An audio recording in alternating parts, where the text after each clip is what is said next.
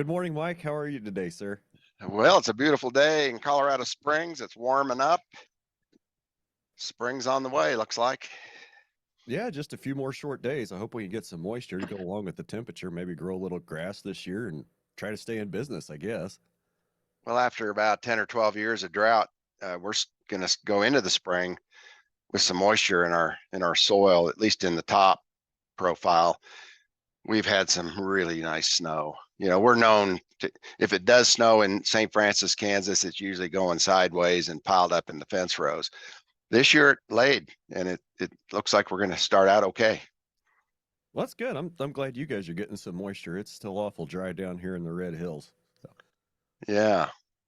but just before I jumped on this call, I was just killing a little bit of time, and I found an interesting headline I think you might appreciate. And this is from an article on rfdtv.com yesterday. And it said that 65% of Gen Z believe that meat is a part of a healthy, balanced lifestyle. 65% of Gen Z. Like, okay, I think we're making good progress there. Now, 52% believe that the meat industry has a good track record with animal welfare. Wow. Maybe They've done not. a good job of promoting a lie. Oh, it gets better. So 47% think that the industry is committed to ethical sourcing. Yeah, that's just too bad. We haven't, well, and when you consider that the checkoff is used to promote, you know, uh, the the non-ethical, the inhumane model, uh, it makes sense. I mean, all they're seeing is propaganda. Well, here's the kicker. The last part of that little article said that 58% of Gen Z wants us to have an animal welfare rating program. Now, that's the first I've heard of it, and I'm pretty sure I'm not going to like it. Well, it depends on who does the rating. If it's Gap at Whole Foods, you can't trust it. It's not true. I was just at a Whole Foods in Boulder, Colorado yesterday, and they've got a whole wall outside of the building covered with local posters with people's faces that are supposedly local suppliers. The meat case is 50 some feet long. And I mean, they have got, Gap certification stuff everywhere, animal welfare stuff everywhere. And it's kind of like the USDA product of the USDA or a product of the USA label. Uh, it just couldn't be more fraudulent and misinforming. Uh, Well, wasn't Will Harris on Joe Rogan not too long ago talking about the difference between the different gap levels? Like he's at gap level 5, which is yeah, he's as good as you can get, but he's not on their shelves anymore because his product doesn't give them the margins they're after. right. And Because that gap 5 product is such a higher certification, and that's like it's kind of almost seems like a bait and switch. Like, they promise this gap 5, gap 4, gap 5 level of transparency and animal welfare, and what reality is they're selling you something that's, the bottom rung of yeah, it's gap 1. contrary to your values, and it's absolutely a bait and switch. They promise one thing and deliver another. It's like Chipotle, food with integrity. Couldn't be further from the truth as they source from places like OSI. OSI replaced us at Chipotle. We had 23 Chipotles, and OSI is this global company that does a lot of cooking. So they take a lot of the pathogen contaminated product, cook it, and then it goes into institutional trade. And it might end up in Chipotle as well.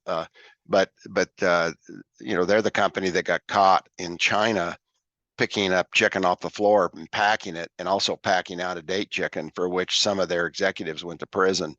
And this is now the company that is supplying a lot of school lunch around the country and a lot of the institutional trade around the country. But basically, they're recycling a lot of tainted product in our our industry today. With those fast moving lines and inexperienced workers, produce a lot of that. But a lot of the bigger packers have gone to their own cooking systems, to where those contaminated products never get reported. They just go over to cooking and then sold, oftentimes with even a higher margin. Well, I mean, let's be fair. Like that's why we have hot dogs in the world. Well, that's why we started having hot dogs. But now you can buy some really high quality hot dogs. If you buy one from Will Harris, it's going to be it's going to be good stuff. It's not going to be the eyeballs and the lips and whatever else they used to put in hot dogs.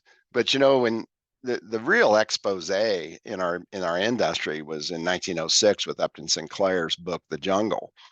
And it was ugly. It was really revealing. And what do they say? He was shooting for their mind and ended up hitting them in the stomach, as far as the produce or the consumer's concerned. And it just changed the world around meat. I mean, it led to the breakup of the big meat packers at the time, which were far less concentrated than they are now. But if you go down the list of all the things that Upton Sinclair wrote about that made people really unhappy about their food supply, we are back in every respect. And so when people are saying, well, we want a rating system for animal welfare, well, really, who's going to do that? Who's going to do that and actually be objective? And it's not going to happen. I mean, there is not a rating system out there that well, maybe American grass fed, but my gosh, look what they're competing with, all the imported stuff. I mean, they're such a small part of the market but they're trying very hard to provide a good certification program. But most of nearly all the certification programs out there today are fraudulent. They're controlled by the big retailers. And in fact, I was just talking to somebody that just moved from the food service sector over to the retail sector yesterday. And we were just talking about how Cisco and US Foods kind of cooperate to, regionalize and delegate territory, and they don't really compete with each other, especially after they were denied the merger that they wanted. And during that time, in preparing for that merger, they got to know each other pretty well. And so now they're doing some things that I think are totally anti-competitive. And this person I was talking to yesterday said, "Oh, you think that's anti-competitive?" He had a front row seat for years. He was one of the biggest meat guys in US Foods. He says, "You ought to see what goes on at retail." Well, I know what goes on at retail, but now that he's got a look at it, he's saying it's worse. So now you've got your big retailers. You got Walmart, Kroger's wanting to buy Albertsons. They're already cooperating. They know if they go into an area, they're not going to want to compete with each other. So they basically break up the region. And the same thing has been done by the big meat packers with feedlots. And that's how they got these feedlots funneled into these captive supply arrangements, which just basically has turned them into chicken farmer type of serfs, that everything they do is for the benefit of the guy you're selling to. Yep. So when Upton Sinclair published that book in 1906, he was really trying to call attention to like the working conditions and the workers, not necessarily the meat business and the problems in the meat business, but that's what it ended up doing. And I was sitting here wondering, in the long run, has that hurt? Because yeah, it did shine a flashlight in some dark corners in the meat industry, and it showed some practices, the way people were being treated. And like I just had this thought that maybe it made people squeamish and turned them off of that connection between the live animal to how it gets on their plate. We don't want to know about that because it's evil and gross in the plant. We just like the sausage. We don't want to know how it's made. And if that attitude kind of goes on for long enough, the meat businesses that we hate, they can use that to their advantage. Say, yeah, you're right. You don't want to know how it's made. Just trust us that we're doing things right and we're giving you a good product. And it seems like that narrative, like the public kind of bought that narrative for a long time, and we're now seeing the cracks in that situation. Yeah, I think transparency is always good, Brian. I think Upton Sinclair did the right thing. I think you've got to pull the curtain back on bad behavior. And the way they treated workers then is really the way they're treating workers now. In the book Fast Food Nation, which I would say is the jungle of 2000, Eric Schlosser wrote about Kenny Dobbins. the worker up at the ConAgra plant in Greeley, which is now JBS, and the way they treated Kenny Dobbins is so much like the way they treated Jurgis in the jungle. Nothing has changed, and the only thing that keeps people in line, and honestly, I don't care if they're a big packer or a small packer. You look at some of these small guys today that, I mean, it is a requirement that you have to cheat to survive, because the biggest of the packers are the biggest crooks. You know, honestly, the biggest meat packers are gangsters. These are criminal organizations, and and if you're going to compete with them, you've either got to have a direct line to the consumer to where you can do what's right and not have to externalize costs onto workers, the environment, poor animal welfare and all those things, or you've got to cheat to survive. And of course, we see the outcome. I mean, small business people who run their own businesses that have integrity, they're simply not going to cheat. They're just going to go out of business. And so we've seen all these companies go away. And there's, you and I were just talking earlier about, the Farm Bill. And is there some solutions perhaps in the Farm Bill? And we're working on it. I've been to DC. We've spent some time there discussing what needs to be done. But isn't it interesting that the only outspoken member of Congress right now on the necessary changes in the Farm Bill is Cory Booker, an urban senator. That's not surprising at all. But our guys, you and I have legislators in Kansas and Colorado that wouldn't say anything bad about a JBS, a Cargill, or a Tyson if they had a gun to their head. And so we're really screwed, I think. And I'm going to be optimistic about the Farm Bill. I'm encouraged by Vilsack's announcement this week that we're going to get some relief on this product of the USA labeling. But why did it take, the third year of an administration to do something that could have been done in the first 10 minutes? Why in the world did it take that long? And it's constant pressure, and he was proud to announce that at the National Farmers Union gathering in California last week. And I'm glad he did. In fact, it was probably this week, wasn't it now? But I'm glad he did, and I want to see that happen. But honestly, unless we address the concentration consolidation issue and just the power of these big companies, we aren't going to get anywhere. I mean, and I think back to my early days of feeding cattle, and I bought my first cow herd in 1972, and there was just a friendly banker, Ron Loudon, at the Citizens Bank in St. Francis, Kansas, and Ron used to work the yards in was it St. Joe? Yeah, he worked the yards in St. Joe at the sale yards, and this guy had his roots in the cattle business. I mean, and so when I went to him as this kid still in college at Colorado State University, and I said, hey, I'd like to buy 40 head of Black Angus cows, he jumped right at it. He loaned me the money. I didn't need. I mean, the cows were the collateral, and what was really great is that those cows paid for themselves with the first calf. And I was on my in-laws' place in St. Francis while going to college in Fort Collins, and that was how I got started in the cow businesses. I got started with in-laws that were supportive and with a banker that was supportive, and back then we were getting 65 to 70% of the consumer dollar back to the producer.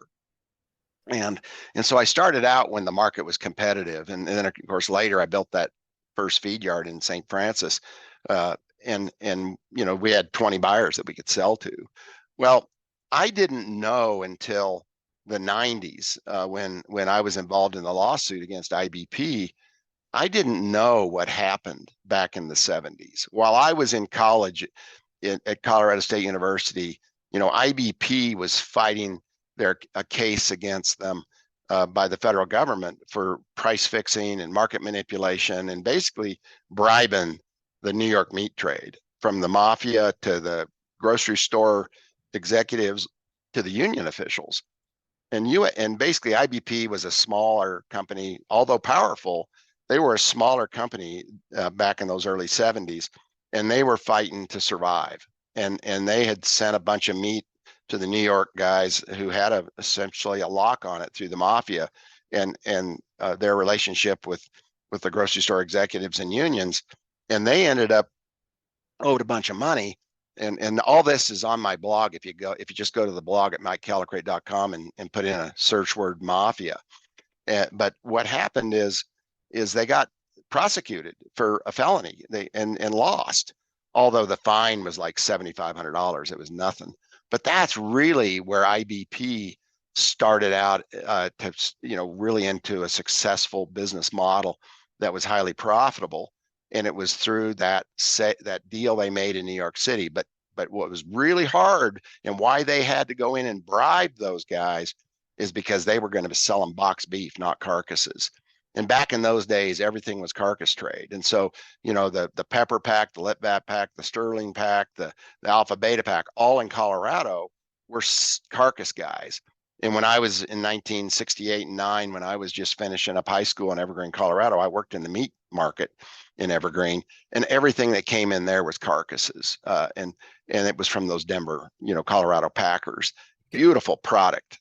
Can you break that down for those of us that are like have the brain of a 5-year-old, and why boxed beef was such a huge change in Sure. the market? Yeah, sure. So, what you've got is a carcass. If you guys ever watched The Bearded Butchers, that's a really cool YouTube channel. And they show how carcasses are broke down, and what's, the process and getting down to all the various cuts that we end up with. But this is an example of two guys that are skilled, highly skilled butchers. And what IBP did, and their whole idea of for their success, was to take the skill out of the meat industry. And so they would basically replace a skilled butcher, which would be like your electrician, your carpenter, your master tradespeople. Let's get rid of those guys. We can do that with refugee type workers, cheap workers in an assembly line process, and we can take it from the carcass, put it in primals and boxes, and then we can ship it, by way of, trucks around the country into these big retail stores. Well, what happened is, when IBP got to New York, and they were owed like $9 million from the New York meat trade, or mafia essentially, and they couldn't get their money, and so the big problem is they didn't want box beef. I mean, it was honestly more efficient to cut the carcass directly into retail cuts, or Probably maybe better yield that way. Well, it depends on if you can sell the fat. It depends on if you've got enough lean to blend with the fat on fat cattle. That helps determine the yield. But it's just more efficient to skip the whole box part. But the other really big deal on the box beef was it packaged the pathogen, and so dry aging has been long known to be the best intervention for pathogens that we know of. So you basically get nearly 100% pathogen control on carcasses that are aged 6 to 7 days at the 38 degrees or 30 whatever degrees plus, a decent kind of 70% humidity level. And you basically now don't have a pathogen problem anymore. And plus, back then, you had small packers, lots of small packers all over the country, providing meat for the area they lived in, for their cities, their regions, and so etc. But the deal was, we didn't have a Jack in the Box problem back then. Remember the Jack in the Box when the kids died eating the hamburgers? And I remember in 1996, when I was at the governor's conference in South Dakota, Bob Peterson was on the program. And I just remember him saying that our biggest challenge in the meat industry is going to be E. coli 0157H7. And all that's on my blog if you want to watch Bob Peterson's speech, as well as others that were at the governor's conference that day. But Bob Peterson knew damn well that he had already created that problem. And that's going to now be the beef industry's biggest challenge. Well, if you were still a carcass shop, that wasn't a worry that you had, because you had a pathogen intervention system called dry aging. And so when we went to box beef, we also accepted this very high risk of pathogens. And of course, then the industry, rather than go back to carcass trade, which I support that we do and get rid of the box, the industry just said, well, now we have to find a solution for our problem we created. So then along came steam pasteurization. We even hot water wash, acid rinse, all those kinds of things are really just a band-aid for a problem we created with box beef. But IBP had their model was that we kill as many cattle as we can in a day, we box them the next day and get it out. But we've got to get the trade to go with us. We got to make the retail executives, and we have to get them to agree. And they didn't want to agree because they had these skilled butchers in these butcher shops all across the country. These guys were well paid, typically drove a nice vehicle. They owned a home or were paying a mortgage on a home that they could afford. I mean, this was skilled labor, and basically what IBP was asking those retail executives and the union in particular, the meat cutters union in particular, is to de-skill an industry. And right away the result, and they said yes, but they did it under the payments that IBP was making to them under the table, the bribes. But what happened is they lowered the wages of these skilled meat cutters by 40% when they replaced them with the unskilled workforce. And so there was this whole process of de-skilling, and it was met with some resistance, but not so much that they didn't get it done, and not so much that they didn't have to pay 50 cents a hundredweight on every box that went into the New York City trade. And at that time, the New York City trade, the meat trade, was about 25% of the total meat consumed in the United States, highly populated. Probably, I'm not sure what the radius was, but it probably extends out to Philadelphia, into Maryland, and some into Virginia. I'm not sure how big that radius was of that trade, but it was massive. And so once like 25 odd million people living in that area now, there's probably 17, 18 million back then. I mean, it was a huge market. That's a market. Yeah. And so for IBP to get that, was a really, really big deal. But then, IBP still had problems. I mean, they were putting the small guys out of business, and really the big turning point for IBP is when they came into Garden City, Kansas, and built that plant at Holcomb, just west of Garden City. And this was the biggest, in addition to the one at Pasco, Washington, which they were also building or had built. These two big plants were the new modern plant. But now that they have this New York meat trade and they're expanding box beef business around the country, they put these big plants in, and that was really the kiss of death for these small plants, because they lost their market for carcasses. As we de-skilled the industry and went to the box, they couldn't sell carcasses anymore. And so they fought. They had hearings, congressional hearings, and the Pepper Pack, I remember, testified in those hearings, and I read the testimony, and they just basically said, look, if you let IBP come into Garden City, Kansas, they're gonna bid us out of the market, and we will have to close. And Congress did nothing about it. And of course, that was the time when you really needed some antitrust law enforcement, because this big, massive company that was a serial criminal that had felony count already, and probably others than just the New York mafia business. But this company should have been stopped way back then, and we didn't stop them. And so, but they still had a huge problem because they couldn't get rid of everything. They couldn't balance out the carcass, even through the box. They were really struggling to get it all done. And so I learned a lot after I filed the lawsuit from a guy that was an executive vice president for IBP. Can you explain carcass balancing real quick? Yeah. So and so basically, we slaughter an animal at St. Francis, Kansas on our ranch. That carcass is loaded up on a truck and delivers to the Colorado Springs cut plant. And so I think you can't get any more efficient than slaughtering an animal where it's at. You don't have any trucking. It's humane.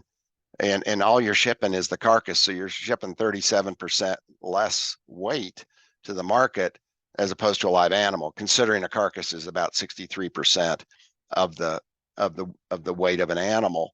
And so the carcasses are shipped into Colorado Springs. Well, we cut them up, and it's easy to sell ribeyes, strips, and fillets. I mean, but how do you get rid of all the other stuff? And so we have a couple of retail stores, and we struggle getting rid of ground beef and trim. That's everybody's problem. All these companies, small guys that have started up, little ranch operations that just want to put their label on a product and sell it. Most of the time they end up with extra trim, and it's just wrong to put it into the rendering truck. I mean, you need to turn that into ground beef. Well, the way you do that is you blend some lean with it. And so, what rancher doesn't have a bull that needs retired? What rancher doesn't have some cows that need retired? And then you blend that with that extra fat from your finished cattle. And now you've got full carcass utilization. But how do you sell the ground beef? Well, that's been a real struggle. And as we put the small little restaurant operators out of business in favor of the chains and the franchises, we've made it more difficult to sell ground beef. And we used to have 5 school districts here in Colorado, and so ground beef was being consumed at a good rate, and we were pretty well balanced. But that changed, and the schools decided to go cheaper on the meat. But not just the schools; it was the big guys that came in and predatory priced. And really got those administrators, the people that do the accounting in these school districts, to look at the cost of their meat and said, well, we can save some money. Let's go with, JBS or Cargill or Tyson or someone like that.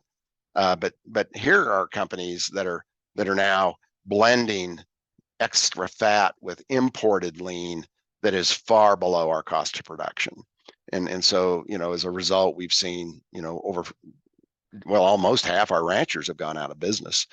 And so that's important. Well, we had big news yesterday here at Ranch Foods Direct in Colorado Springs. There's a Facebook post I just put it up this morning, but the Pueblo School District is started to buy their meat from Ranch Foods Direct. Congratulations. And now there's some grant money out there, and the schools are being subsidized to be able to buy local, but we're coming in on a price that's below, or very competitive at least, with the prices they were paying before. But once we show up into these places, then the big guys come in, predatory prices out, and it's very, very painful, because then you lose that market that you need for that grind. So if you can't sell grind, you can't be in the meat business. So what happened? This happened to IBP. And so they went to the box beef, and then what happened? The retailers, food service companies, started cherry picking them. They said, well, all we need is strips, ribeyes, and fillets, and might take some sirloin, top butts, but that's all we need. You guys can keep your grind. And so IBP was drowning in all this trim. And of course, how do you stay competitive if you can't utilize the whole carcass? Was this before or after we opened the borders and allowed, Brazilian, Namibian, and Nigerian, and all this other foreign beef to flood in? Oh, that was well before. This is in the middle 70s. Okay. And so there's this former executive of IBP by the name of Hughes Bagley. And when I was in the lawsuit against IBP, I got to know Hughes. We got to be friends, because he had a lawsuit against IBP as well. But Hughes Bagley is this really smart meat guy that IBP hired to help them with their problem of balancing the carcass. And Hughes came up with an idea which was really brilliant.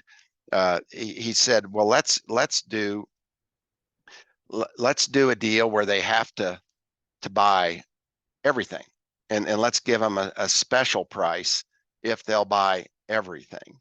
And so that's what Hughes did. And they implemented this program where they gave a special price to the biggest retailers and food service and so forth if they would buy a breakdown of the whole carcass. And so that essentially saved IBP. And so the biggest buyers of meat now were forced really to start putting ground beef on special, start being more creative with their meat counters to where they actually, to get the price break, they actually had to buy the whole carcass. And so Hughes Bagley was credited with saving the company. And when it was time for his retirement, he had like an $800,000 retirement account. And so IBP paid him in a way that he owed taxes on that, a lot of taxes. And basically, he ended up getting far less than he had planned on. And so he sued him. And so here we've got these cases going forward against IBP. Hughes' case for cheating him out of his retirement account, and in our case, the Pickett case for anti-competitive practices, which ended up in trial in Montgomery, Alabama in 2004. And so I got to know Hughes pretty well. And the other thing that Hughes shared with me that a lot of people just don't have the history. I'm one of the people that's old enough to remember what a competitive market was like, but these young guys today don't have any idea. They've never experienced a competitive market other than perhaps for some calves at a sale barn. But that's gotten a lot less competitive as well. But the other thing that Hughes shared with me was there was a Boston consulting group that came in when he was an executive IBP, and they were basically doing an analysis on the corporation, and they wanted to figure out how we can, make better money, better return on our investment. How do we, grow? And basically, the result of that study that was done at IBP was, you all need to cooperate. Don't compete with each other. The other big packers, Cargill and Montford, they're big too. And if you guys continue to compete, you're really going to limit your growth because competition is costly, because you pay too much for the livestock, and of course, back in those days, packers were making really good money. I mean, even the small packers that in Denver, Pepperlit, back that whole bunch, they were making good money. But boy, were they working hard, and they were, they had skilled workers. The productivity per man was far better back then than it is now in these modern fast moving chains in the modern slaughterhouses. And so Hughes said, you got to know that IBP and Cargill and Montford, which then became ConAgra, then Swift, and now it's JBS, that we've been cooperating all these years. And I think back, because I got into the feedlot business in 1978. I got in the cattle business in 72, but I've been playing in a fool's game my entire life that I've been in the cattle business, because the big meat packers have been cooperating rather than competing and manipulating price. And of course, you've seen the end result. We went from getting 65 to 70% of the consumer dollar down to 27% during the pandemic, when they were price gouging and really hammering on the live cattle operator. And so I had a call yesterday with a cow-calf operator, and he said, look, we were talking about farm bill stuff. We were talking about the announcement of the born and raised or product of the USA label going on imported product and all that stuff. And he says, look, I just want to raise calves. I just want to be in the cow business. I do not want to get in the meat business. I do not want to have to sell beef. It's too hard. And I said, well, Mike, your opportunity passed somewhere around 1980. If you wanted to be in the cow-calf business, your opportunity probably was best at about that time, when there was some competition in the market, but it's gone. And honestly, to be a cow-calf producer today, you just got to be the low-cost operator. You've got to eat your equity. You're probably running an operation that your kids don't want to come back to, because you haven't had any fun for so long. you've basically been cheated by a cartel that cooperates rather than competes. And look, that's the deal.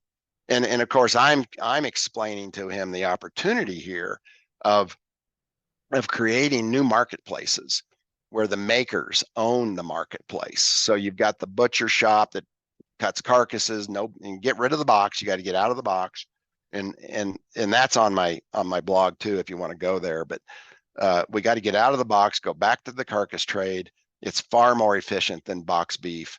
We're shipping carcasses, as we mentioned earlier. We're cutting everything into retail. But how do we get rid of the trim? How do we get rid of the ground beef? And so, well, why not have the best hamburger in the country as one of the vendors in this new kind of marketplace? And this marketplace is not owned by the developer and the rent collector. This marketplace is owned by the makers, the people that are in that marketplace. So you've got you got your brewer, you've got your distiller, your meat market. You've got everything on full transparency and on display, so there's no certification BS. As a consumer, you're seeing it all. You've got the cheesemaker. You've got plenty of space, common area where people can talk and get to know each other and dine and it's the year-round place for the farmers market on some level. Of course, it explodes during the growing season and then cuts back during the winter. But it's the place where life happens in a community, and it's a place where if you want to run for mayor, you've got to get their approval. I mean, they'll run a candidate against you. I mean, this is the group within the community that will bring back small privately owned businesses. And when it's time to retire, they own the business. They own the space. It's like a condominium sort of a model. And so I'm telling this friend of mine yesterday that this is what we've got to build. And we can't do it as a rancher. We can't do it as a cattle feeder. We can't do it as a pig producer. We've got to let the cities help us do this, because equally beneficial is good food going to the consumer. Equally beneficial is our ability to keep money in the community. So it's not the Walmart dollar store model that drains out every bit of resource the community has. And, I talk about Walmart kills and consumes the prey. The dollar store eats the decaying remains. This is where we are now. St. Francis, Kansas just got its own dollar store. Now that is when you have hit the bottom. That's when it's all over. Of course, they're in the process of eating the decaying remains. So, that's when the Family Dollar moves in next door to the Dollar General. That's exactly really screwed. What's that little town just north of Great Bend that has $3 stores in it? It's Hoisington. It's Hoisington. They've got $3 stores, and two of them are under the same roof. And so basically, this is the parasite. This is the tapeworm economy that we talk about. And so this marketplace that I'm proposing, and we're going to build one here in Colorado Springs. We need to do this all over the country. I mean, we need to give rural America their money back. I mean, they are such a valuable resource. We feed America, but the problem is we can't even feed ourselves. I mean, the metric for poverty is worse in rural America than it is in the urban centers. I mean, when a farmer can't feed himself, well, probably it means he's not growing food. And this was one of the issues that we talked about with that summit in DC on the farm bill here a few weeks ago, is we need a farm bill that supports food, not feed. And people get worried about that. They think, well, what do you mean? Well, why do we subsidize corn and soybeans? Corn and soybeans that go into high fructose corn syrup and hydrogenated vegetable oils, two of the main health threats in our diet every day. Why don't we stop doing that and eat real fat, eat real food? And so let's stop subsidizing it. Also good for renewable fuels. We got to have renewable fuels to be green and save the environment, because we can't burn all this diesel fuel. Yeah, and how many people would be in favor of pumping the Ogallala aquifer dry to put, ethanol in your car?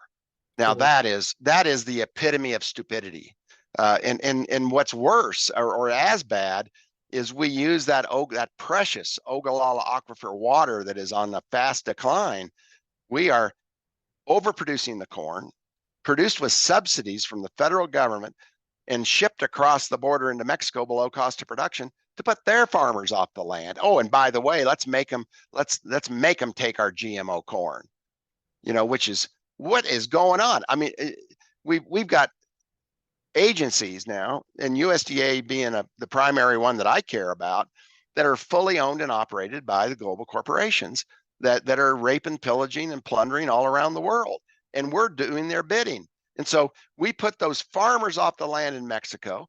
They then go to work for Smithfield in one of their hog factories as a janitor or as a low-paid worker. And while Smithfield is feeding the cheap corn as a result of our export to Mexico. So how, and of course that corn, that the pigs are going to China to feed the Chinese. Now that's really bad policy. But, going back to the Farm Bill, are we going to be able to change it? Well, if you got Glenn Thompson as your ag committee chairman in the House, no, you're not going to be able to change it. If you've got somebody like Cory Booker in the Senate, he's not, he's on the ag committee, but if he's loud enough, we might get some movement in the Senate to a better farm bill. But I don't want to bet on that. And that's why I think this whole marketplace development is a better idea, because if you can sell directly to the consumer, they become someone who's essentially your partner. I mean, they're going to, and honestly, this stuff doesn't need to cost more at all. In fact, it might cost less than what you're paying at many of the retail stores. And if you look at those charts of the retail share, the packer share, and the producer share, which is on my blog, you can see that the retailer is just cashing in. And so when I was talking to my friend yesterday about he just wants to raise calves and sell calves, I said, well, the problem is you can't get your money back from the big retailers.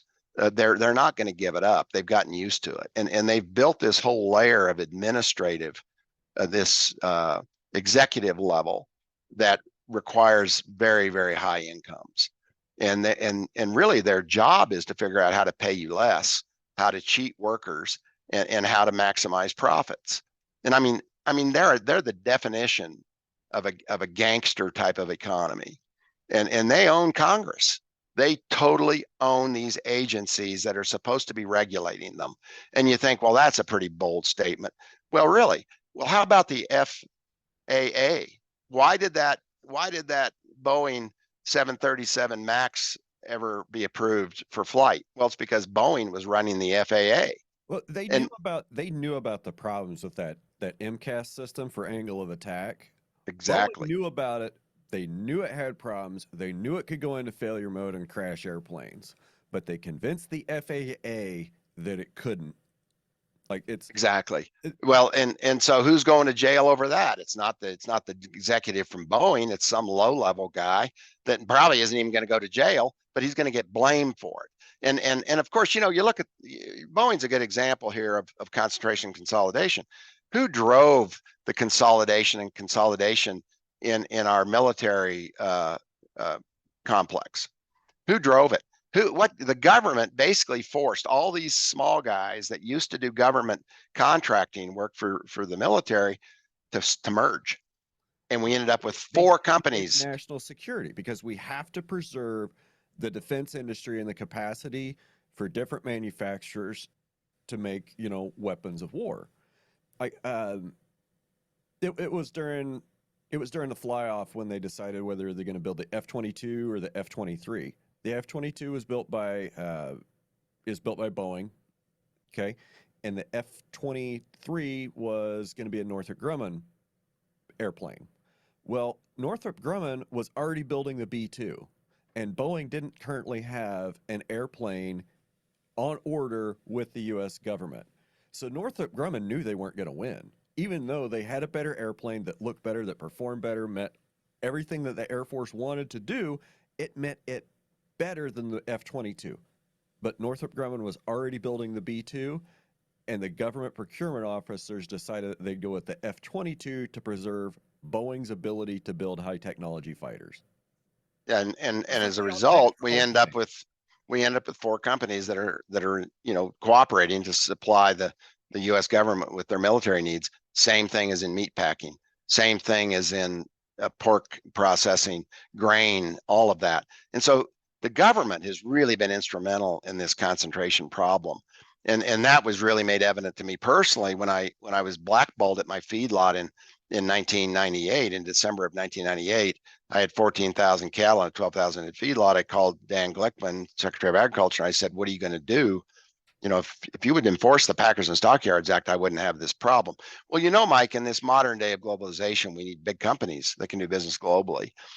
So, but that was true in all the sectors of government. They thought big was better.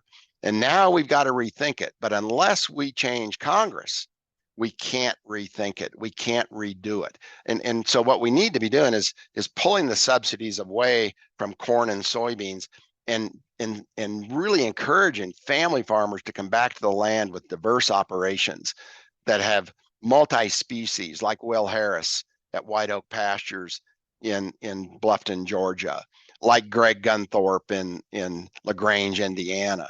There's a handful of people that are getting it done, but they aren't oftentimes selling direct to consumers so that they can achieve a level of income that really allows them to do this sort of regenerative type agriculture, to be that steward of the land that we want a family farmer to be, and to be that husbandman of the livestock that we want the family farmer to be as well. That does not happen with corporate controlled companies. It absolutely doesn't. I mean, look at Smithfield. Joe Luter sat there in his penthouse office in New York City while we put sows in gestation crates across the country and in Mexico. And he sat there and didn't care one bit about all of that hog manure and urine that was being sprayed on the neighbors in North Carolina. He didn't care one bit about the suffering of that sow in that gestation crate, or the suffering of any community that was being highly polluted. He did not care one bit about Hooker, Oklahoma, that allowed those foreign hog producing companies to come in and build these new modern, so-called modern hog facilities where the sows were in this 2x7 crate all their life. If it wasn't gestation, it was in a farrowing crate. I mean, the ultimate of inhumane treatment of livestock. He didn't care because he wasn't there. And the deal was, a family farmer would not do it. A family farmer would never do that to an animal. You had to hire people to do that to an animal, people that didn't grow up in agriculture, people that didn't care about a pig and whether it had a great life or not, or even a decent life. They didn't care. And so we end up with this model of agriculture promoted by our land grant universities. I mean, it doesn't take much, it doesn't take much to buy a congressman or a senator, and it takes even less to buy an economist at a land grant university. I mean, these guys were out there pumping out all this efficiency crap about how we're going to feed the world and we need big companies to do it. And we have to go to these industrial type operations. And they could not have been more wrong. And so, we now get to take another look at it. What does our food system really look like? Joe Luter's now retired. He's gone. Smithfield lost a huge lawsuit in North Carolina for spraying manure and urine on the neighbors. And that's now in book form called Wasteland. And it's coming out soon. I saw the film. It's called The Smell of Money, and it will be out soon. And it is a devastating film. And so when those Gen Zs, did you call them Gen Zers? Yeah, that's what the When article they I was reading. when they see the film, now we can start to see some change, perhaps, because they're not going to be misinformed when they read a book like Wastelands and see a film like The Smell of Money. And Wendell Murphy's right in there. And the reason it's called Smell of Money is because Wendell Murphy, which was Joe Luter's buddy, that partnered up with him in this Smithfield thing.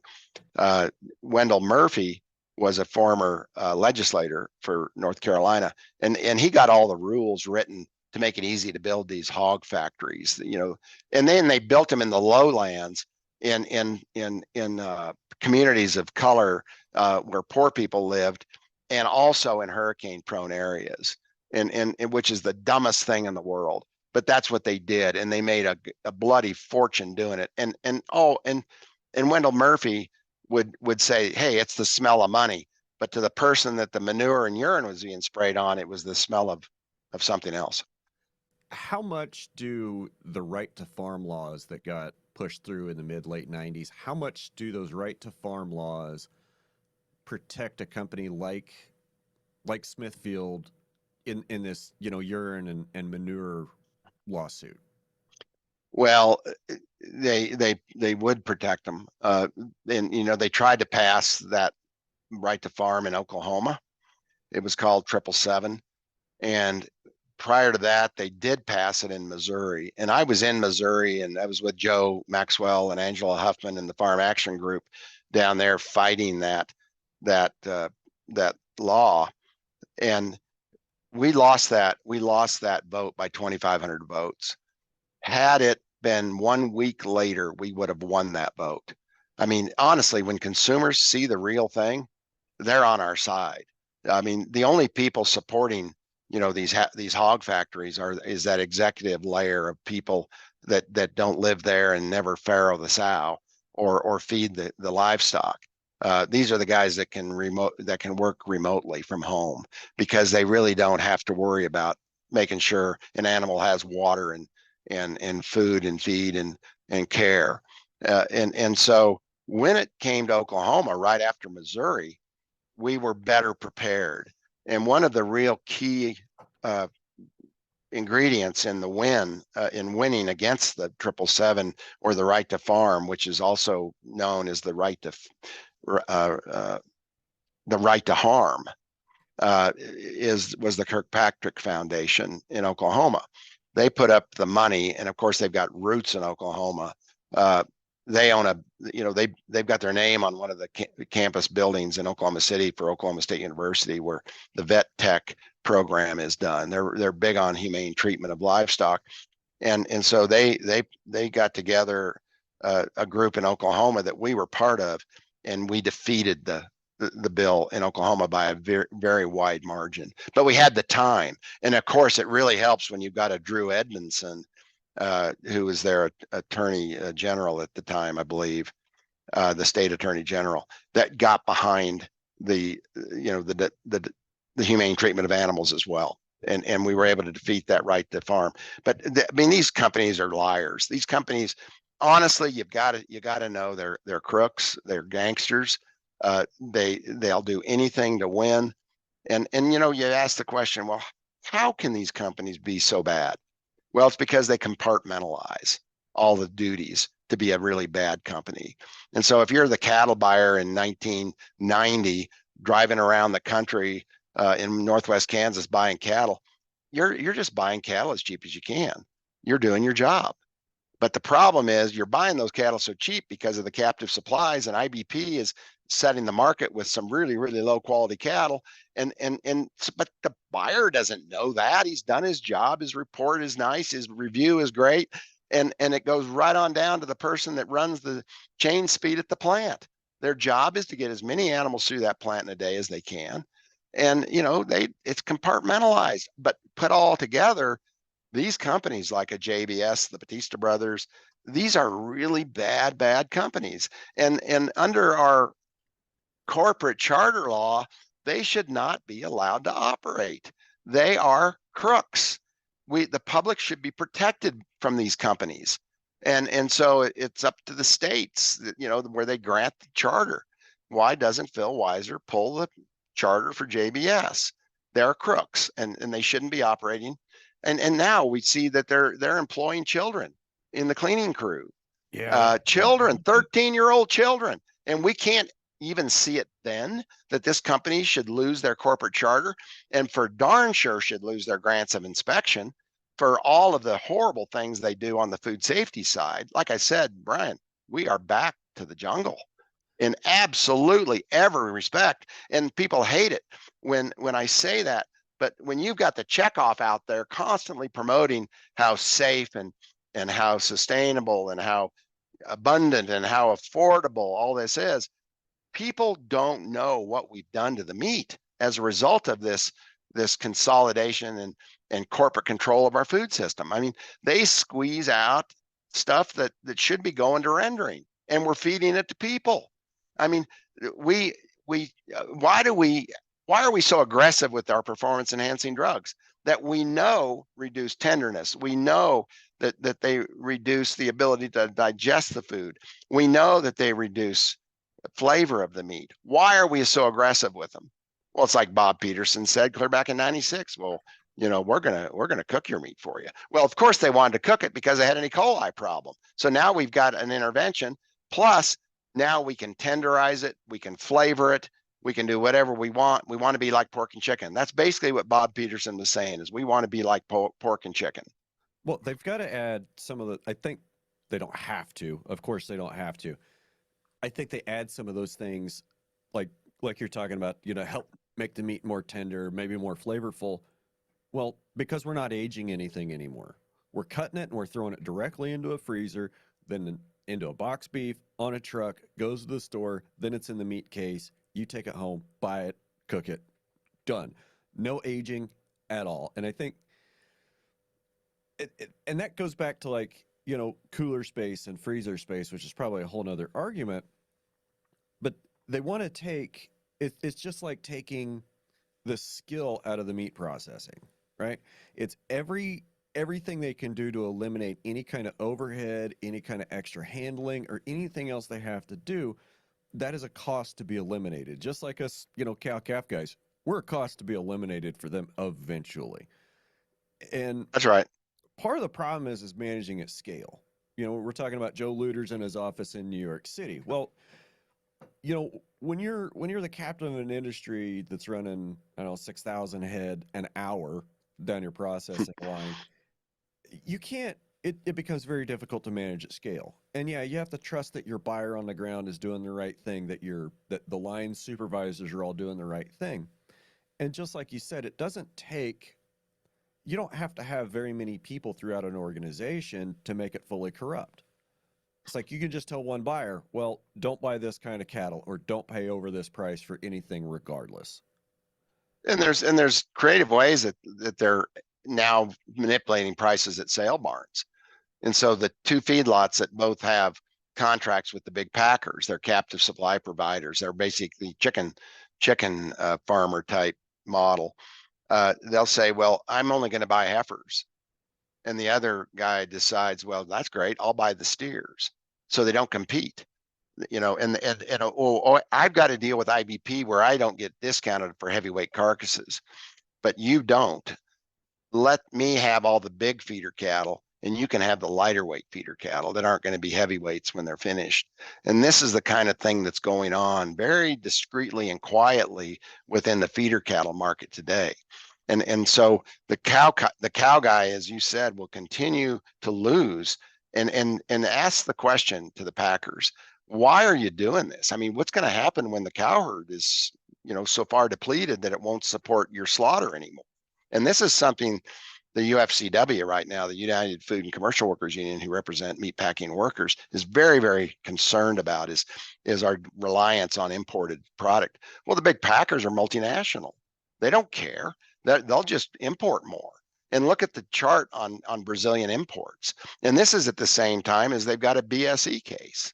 Oh, But yeah. how about that foot and mouth case that's probably headed our way at some point? So, we've got a government that is fully owned and controlled by the people, by the companies that they're supposed to be regulating. And so we're starting to see just a little bit of a crack in that, perhaps, with this Biden administration and all the pressure, but it is so far too late for most everybody. And so what I would really like to see is for the government to focus a lot of this effort on building these rebuilding rural America, rebuilding our food system around local regional processing. This is what they said they're going to do and want to do, but they haven't actually done anything in that direction. Oh, they and so a bunch of money. Yeah, but it went to the big guys, or it went to plants that buy boxed beef. And so, the model I'm proposing is that we get back to the carcass trade, It's far better. We reskill the workforce again, and we eat really great beef, really good food in our cities and towns all across the country. And we've got a far more a better income going back to the farm and ranch gate. And so and the other thing the government could do, and it doesn't take a farm bill to get this done, but it'd be nice perhaps if it was in the farm bill, that they need to prioritize purchasing from small plants. Those small plants that showed their resiliency during the pandemic. Like us, we tripled our retail sales during the pandemic, and our people just worked a lot harder and a lot faster.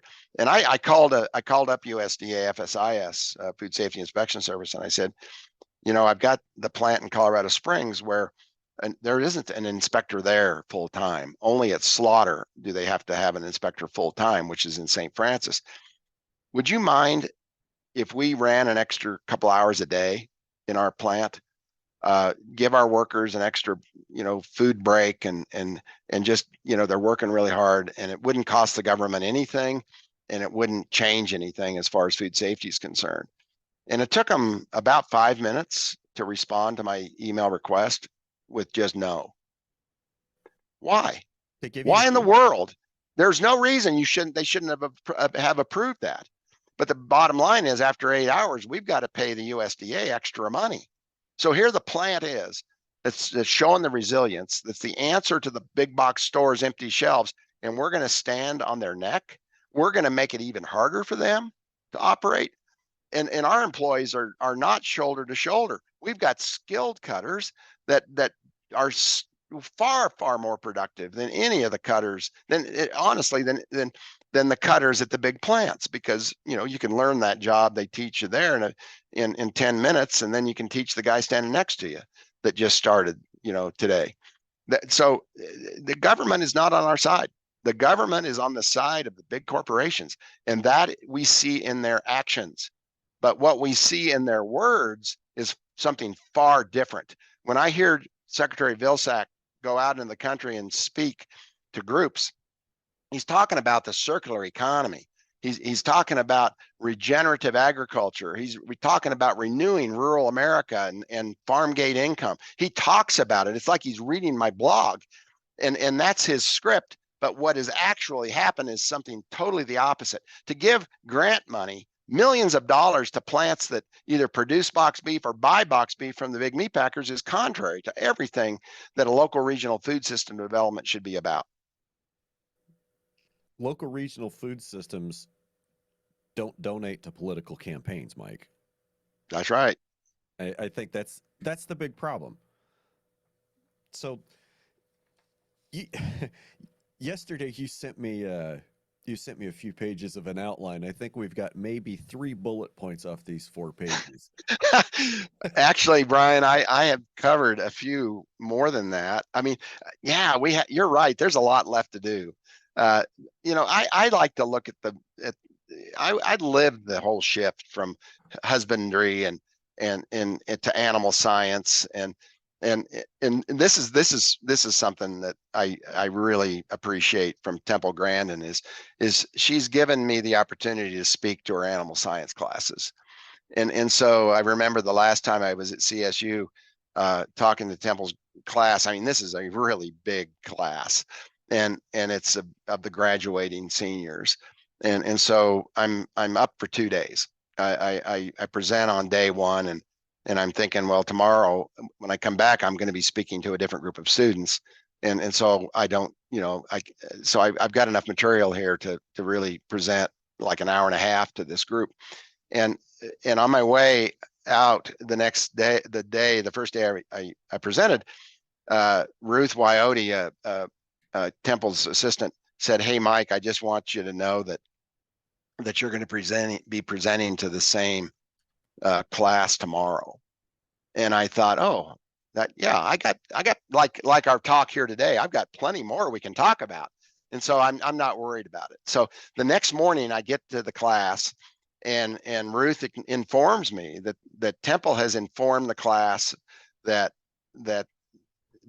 she knew that they didn't fully agree with me on a lot of my positions. I mean, after all, we're at Colorado State University, which is where the JBS chair is. As And you were saying, JBS is is there a big giving them, building that says JBS on the side of it? yeah, Animal Sciences. they've got one that says Nutrient as well. But this was the really amazing thing is Temple told the class that if you don't push back and ask questions to Mr. Callicrate today, you all fail the course. And Brian, that was the most amazing session I have ever had with a group of students ever to this day. It was fun. I mean, now we got to pull the layers back. Now we got to present the proof of how broken this system is that CSU fully supports and has taught in animal science since 1975 when I was there. And I told the students on day one, I graduated from Colorado State University in 1975 with an animal science degree, and I want my money back. And of course, these are all graduating seniors. And they look at me like, whoa, what are you talking about? You know, how much money and time have we spent on this education? So that's when I explained to them that, look, our food system's broken. And it's more evident now after the pandemic than it's ever been. But our food system's broken. It extracts wealth. It mistreats animals. It mistreats workers. Communities are dying. The Ogallala Aquifer is being sucked dry. I mean, the soil health is gone downhill big time. Eastern Colorado has hardly got any topsoil left. I mean, come on, folks. You've been educated at Colorado State University. You've got your animal science degrees, your ag business degrees, whatever it may be. But now you get to decide, do you want to be part of the solution? Are you willing to change?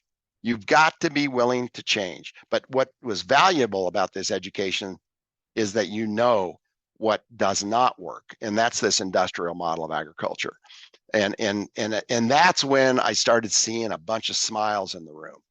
Like, okay, how do we create this new food system? Well, we begin with the end in mind, and that's these markets.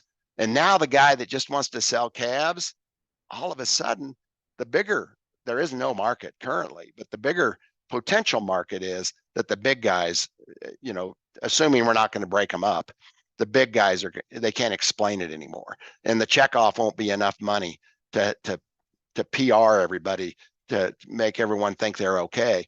But if we've got people like us at Ranch Foods Direct that are cutting cattle for other people and they're netting back $2.50 a pound, and the consumer's buying it at below the price at the big box stores, now we've got something they can't argue with.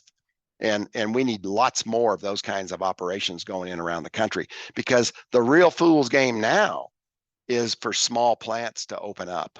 How many small plants opened up during COVID that are on the edge of going out of business or have already gone out of business today? A lot of them. In fact, it'll be the majority of them. Because why doesn't, if the government's all behind this local regional food system development, why don't they shift their buying and prioritize purchasing from the small local regional plants that they're promoting? And they don't, and they just don't do it. And the government That's a is scale big. problem.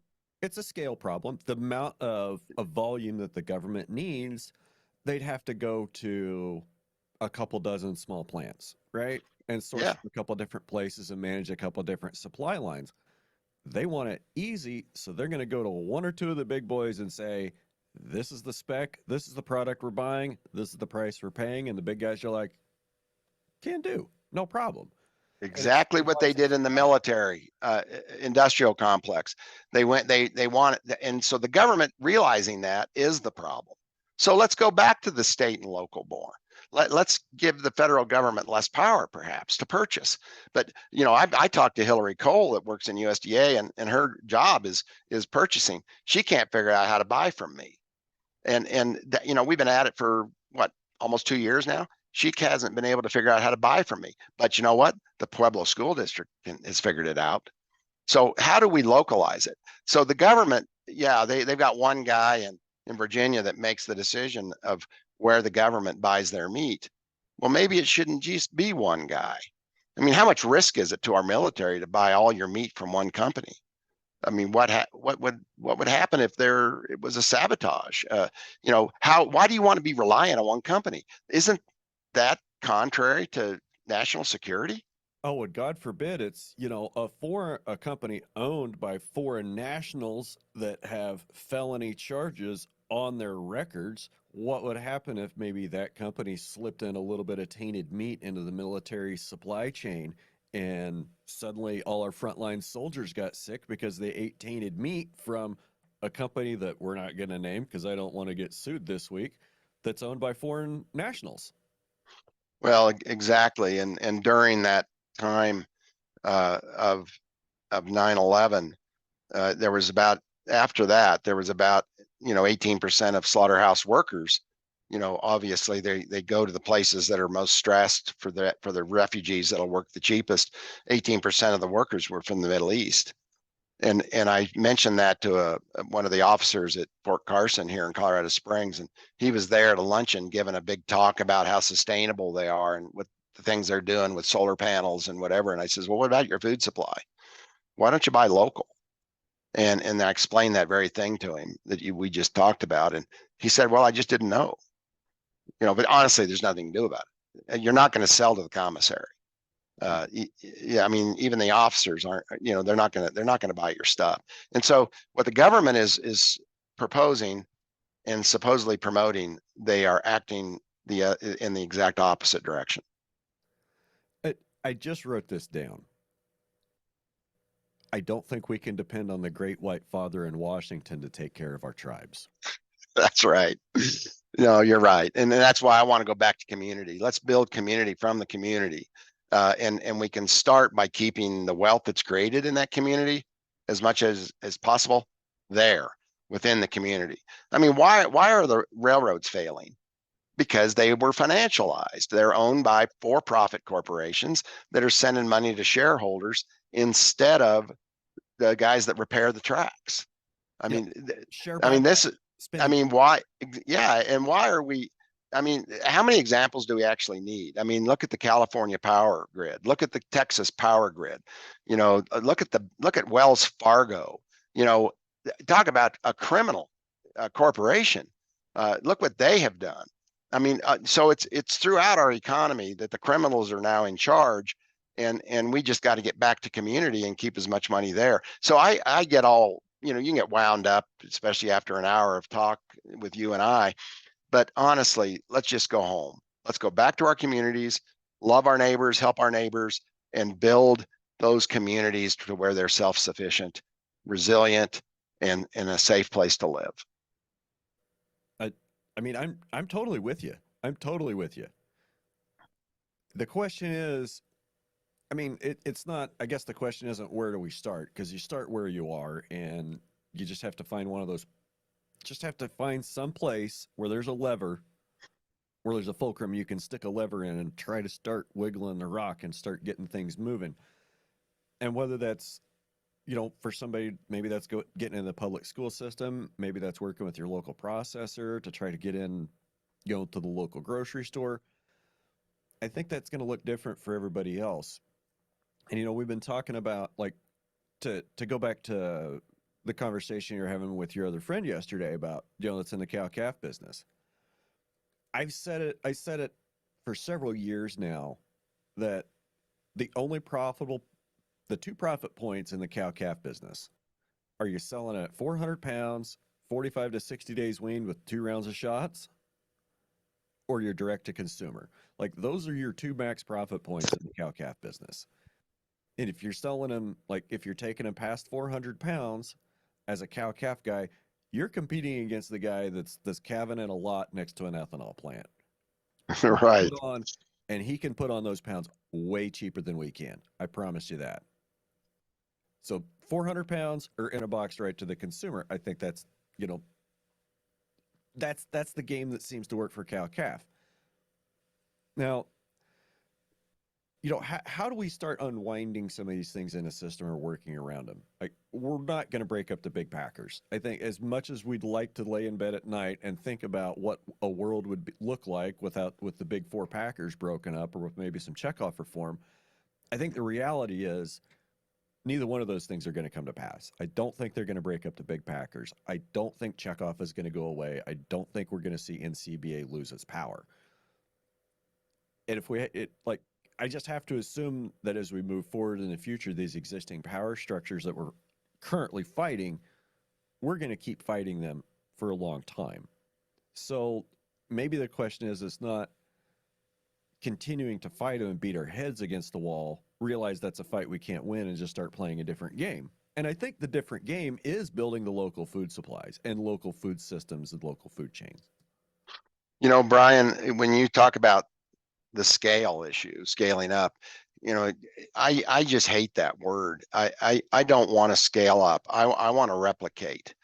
I want to stay small. I want to, of course, I want to be profitable, because you can't keep doing what you're doing if you aren't profitable. But we aren't, you know, buying our stock back. We aren't looking for 44.5% return on equity like Cisco, or 30 something percent like the big box retailers, or 17 to 20% like the big meat packers.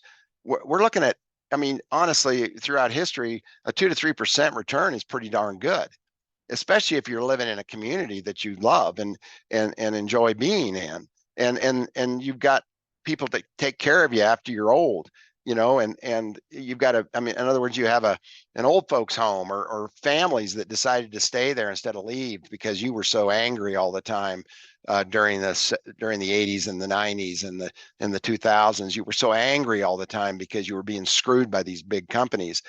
You know, just get back to the community and start in and rebuild it. But when you take a town like St. Francis, Kansas, there's only 1,200 people, so you're not going to be able to, you know, isolate yourself within that community because there's not enough eaters there.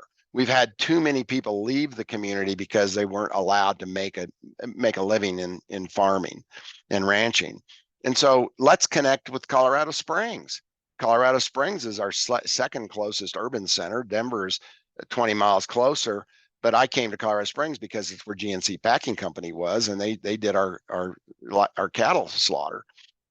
But connect with those cities, and those cities are really starting to worry about what happens when those grocery shelves go you know, dry again.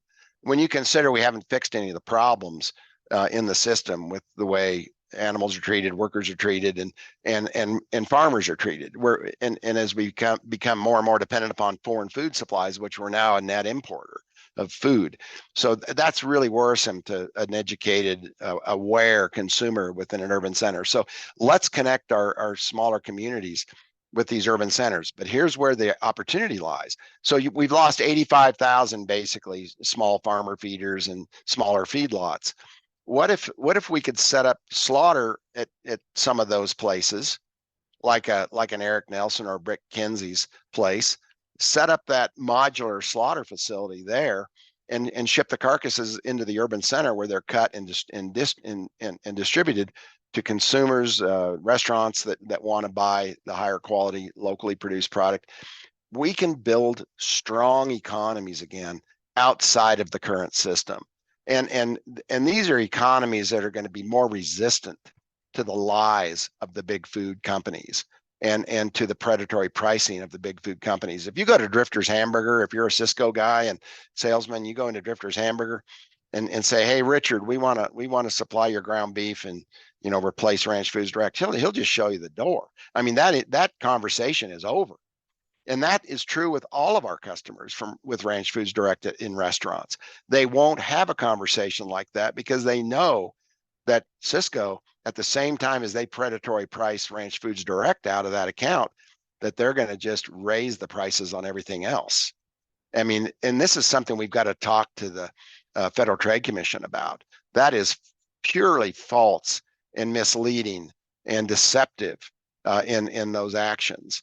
And so we really need to go in and file some cases against these big food service companies. And in one in particular, where they came in and predatory priced us out, they gave a kickback to the restaurant, $3,000 kickback.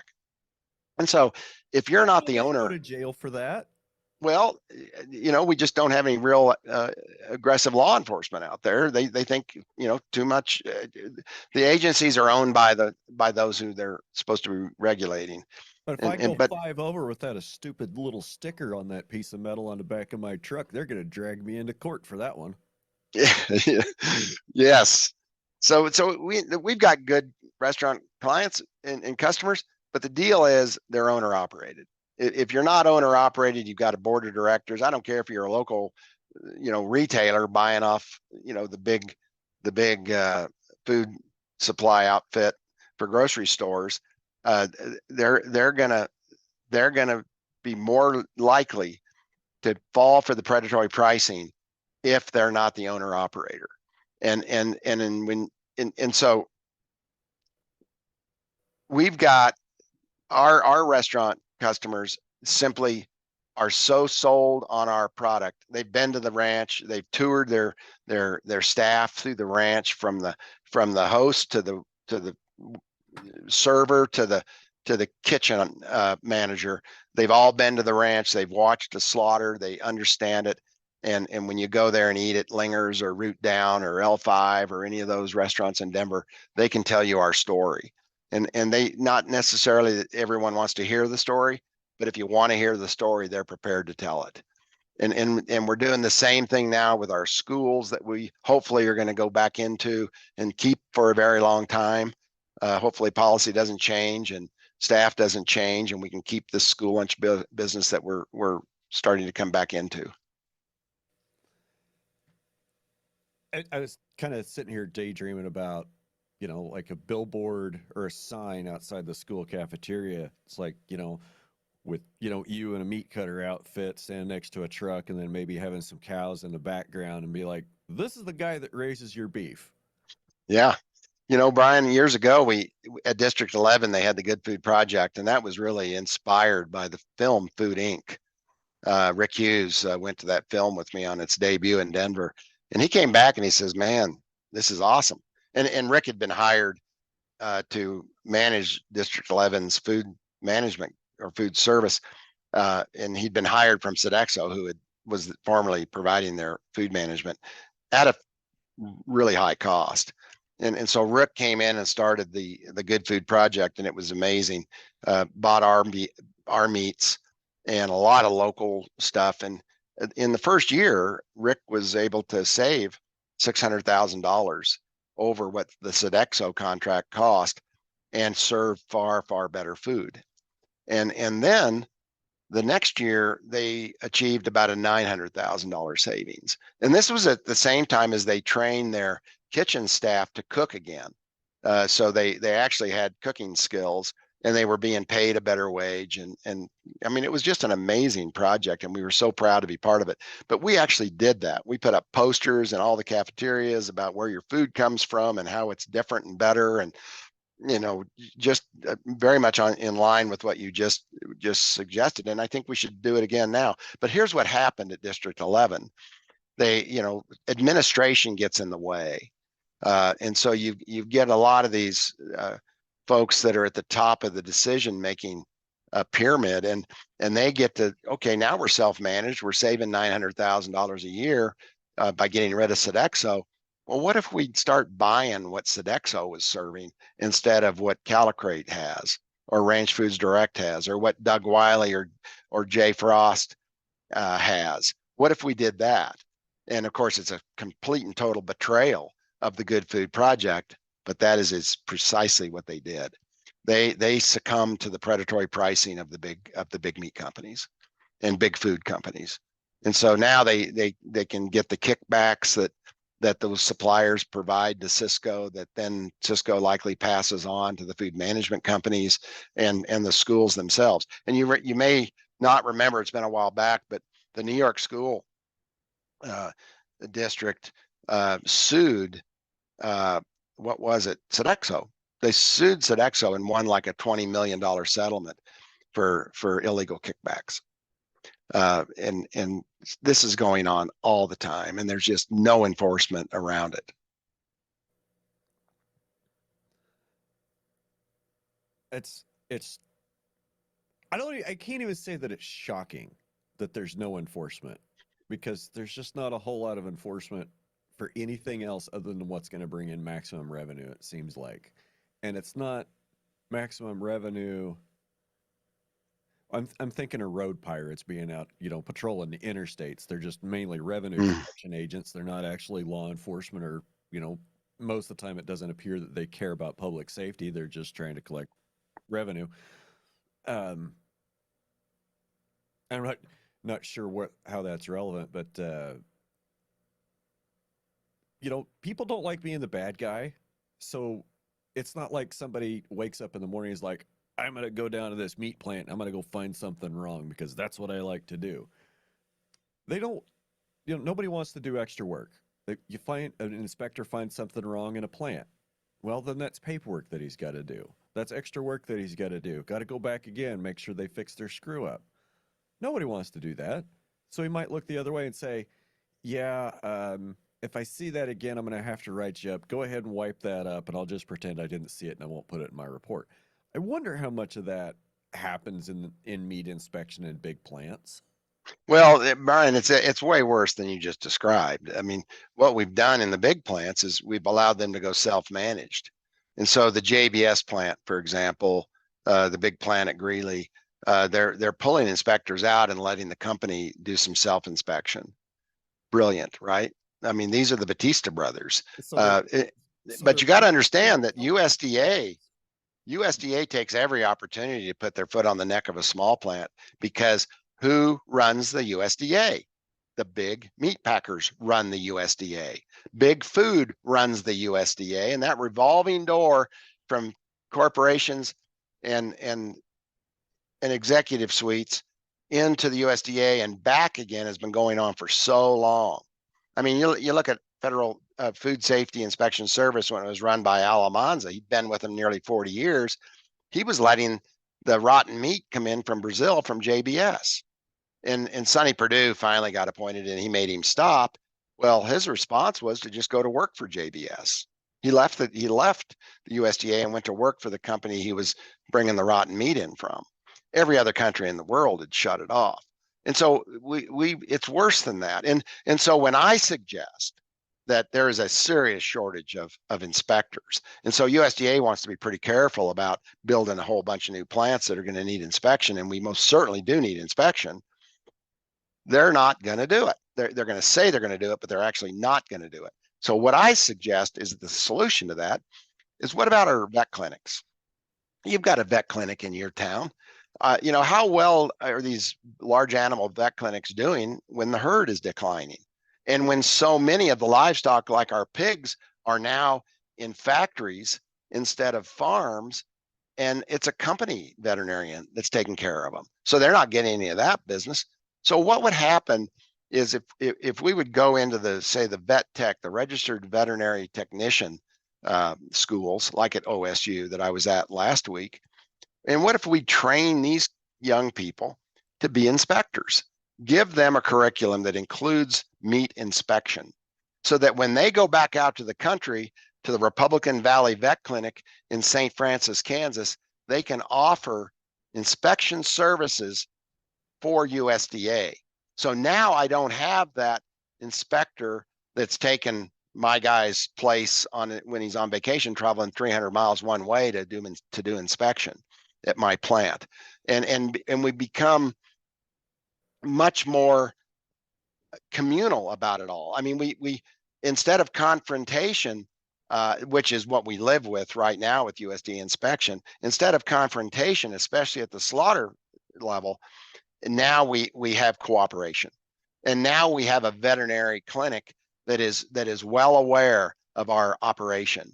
And so we've got some animals coming through that have got some acidosis issues. Look, there's quite a few abscesses on the livers. There's some management stuff here that we can change. Let's redesign your diet a little bit. Let's look at some things we can do in the production process. Maybe we've got some animals that just needed a better vaccine program. We've got some lung lesions, perhaps. Now we've got this thing really connected to where it's cooperative, and the outcomes are so far better than what they are currently under this confrontational sort of a relationship between inspection and small plant operators. Right. That's an easy one. Why don't we do it? Because it would be giving up control. Somebody's giving up a little bit of control in order. Because the big meat packers run USDA. That is exactly the reason. and they don't want small plants to have it good. They don't want to make their life easier. And look what's happened to them as a result. We've lost nearly, I mean, what small plants are even left? And like I said earlier in our talk, the ones we are building as a result of, realizing the need for more resilient infrastructure, they're going to fail if we don't support them. Yeah, I hear that, and when you said that, I was thinking, okay, do I know of any that have closed in the last 3 years?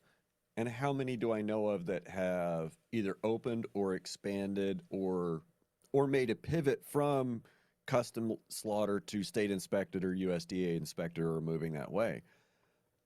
And I'm gonna have to challenge you, Mike. I don't have any personal knowledge of a local small plant that is closed in the last 3 years. Like the trend seems to be we're wanting more of them, and there's still some being built on track to open. But there is also a concern. How long are they going to last? How are they going to be able to compete? And I think maybe if long term we keep 60% of the people, 60% of the new processors that we got because of COVID, I think we'll be doing good. And I hope we're at that number. And to kind of go back to what you were saying about getting our local vets to be certified inspectors. A vet generally, I would assume that a vet would know what a healthy animal looks like. And granted, I don't know what kind of qualifications it takes to be a USDA meat inspector or how much training is required. But you'd think that a vet, that, somebody that gets through vet school would be able to peel one and know what a healthy one looks like inside or not. And then when we start talking about things like lung lesions and liver abscesses, well, an inspector can look at that and say, that's unhealthy, rejected. A veterinarian can look at that and say, well, I've seen this before, and then maybe start getting some data to trace back to the cattleman, back to the calving pasture or whatever, so you can come up with something on the vaccine program, change the vaccine, vaccine program, feed program, whatever, to help, solve some of those issues. I mean, it's a smaller, more closed feedback loop between the processor and the producer, and even between the processor, producer, and consumer, theoretically. But then we get into, we talk about scalability and the ability to replicate something. Like, yes, replicatability of a smaller circular system, that's what we need. We don't need, like we've talked about it before, that big 6,000 head a day plant they're building up around in Southwest Nebraska, I think around North Platte. Right. We don't need more of those. Like, you're just building Tyson, JBS, and Smithfield. You're just building them another plant that they're going to buy. That's fine. We need more plants like yours, like around 30 a day. We need more plants like the one that's going in here in Medicine Lodge, hopefully opening in like a month and a half. It'd be pretty cool. Didn't realize you're getting that close, but they're going to do 10 or 15 a week. Small scale plants that serve a local area. And yeah, okay, a 30 head a day plant's not going to totally satisfy Colorado Springs. I get that. Totally get that. But the amount of wealth that, let's see, how do I put this? The amount of wealth and community benefit that comes from having, your team of guys, your cutters, that are better paid than the guys working up the JBS Greeley plant. By far. Are we better off having, 10 highly skilled, well-paid workers in town? Or would we rather have 20 assembly line workers at the JBS meat factory that barely make minimum wage, that have to be supported with food stamps and SNAP benefits? Like, how maddening is that we had? And they are the hospital. Right. Yeah. But Brian, let me just go back to your comment about small plants struggling. I know who they are, and I'm not going to tell you. I'm not going to name names, because I hope they can make it. And if we're successful in getting the government to support local purchasing with government buying, they could come out of it pretty fast. But there's a lot of small plants that are on the ropes. and they don't have a market. So we're building these meat plants without giving them a viable market to sell into. And watch your Medicine Lodge plant. I hope, and maybe they make enough money just doing custom work, and that would be awesome. But the deal is that the plant that will survive is the one that has full retail access, able to sell retail at full retail into a higher population area, perhaps than what they're in. And the other ones that are going to survive are the guys that are actually doing the work themselves. The owner operator is on the floor. He's in the building. He is, and he's got an inspector that doesn't beat the crap out of him and shut him down for 2 weeks because he missed a stun on an animal. I mean, this is what has been going on. I mean, they make life for a plant owner and operator absolutely unlivable when they first start out. And so this has happened to me. I mean, this happened to our plant. Meanwhile, the big plants are missing 2 to 3% of the animals they kill every day, all day. So we've got to stop showing favoritism to the big plants and show preference to the small plants. That's what we want. Show preference for them. I agree that the big plants should be held to a much higher standard of performance and animal welfare and cleanliness than the small plants, but it seems to be completely backwards. They expect And like yours to be spotless, and then they'll hire children to go clean JBS Greeley. right, I agree with the big plants should be held to as high a standard as the small plants. I'm not saying a higher standard because small plants are as clean as they get, as it can possibly be, but they're showing preference to the big plants, and to allow them to self-inspect is absolutely ludicrous. That is the dumbest thing I can ever imagine coming out of USDA, to let criminal companies, absolute gangsters, self-inspect is nuts. Yeah, let's see.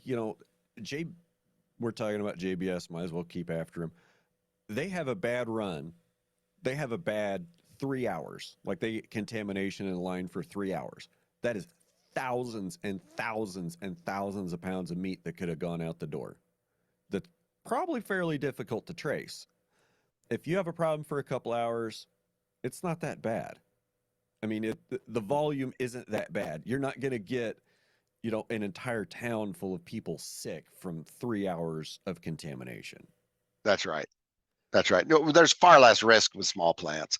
They're more resilient. I mean, there's just no argument against, local regional food system development. And this is why the government likes to talk about it. But let's, as citizens, hold them accountable and make sure they actually do it.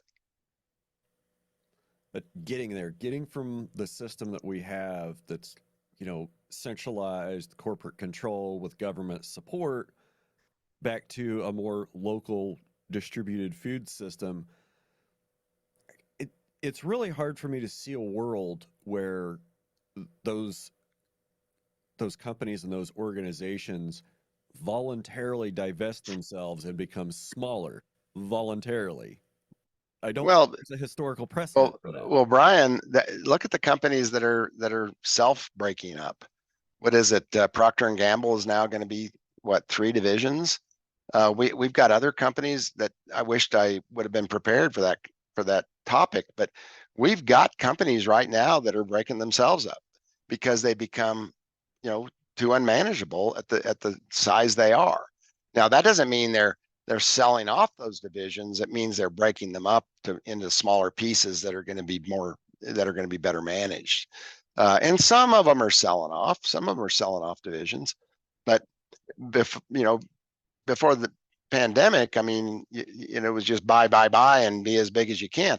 And the danger of a conglomerate, of a company like a General Mills or a Cargill, a Tyson, a JBS, the danger of another danger of a conglomerate is that they're in, like with meat, they're in all the species. So they've got poultry, pork, and beef, and then they get into the fake meat. Now you're starting to see them lose interest in the fake meat part, but they've taken money that they have extracted from family farm agriculture invested it in fake meat, which is in direct competition with the cow-calf guy that's trying to do the best job he can. And you think about when a JBS makes a deal or hooks up with the big retailer. Probably a better example is Tyson and Walmart, how they've sort of connected to where they serve each other's interests. Well, now Tyson owns the meat counter. They've got the poultry, the pork, and the beef, all of it. And they've even got some fake meat perhaps in there. But now what can they do with that much power over the retail counter? If they want to sell poultry, you just raise the price on the beef.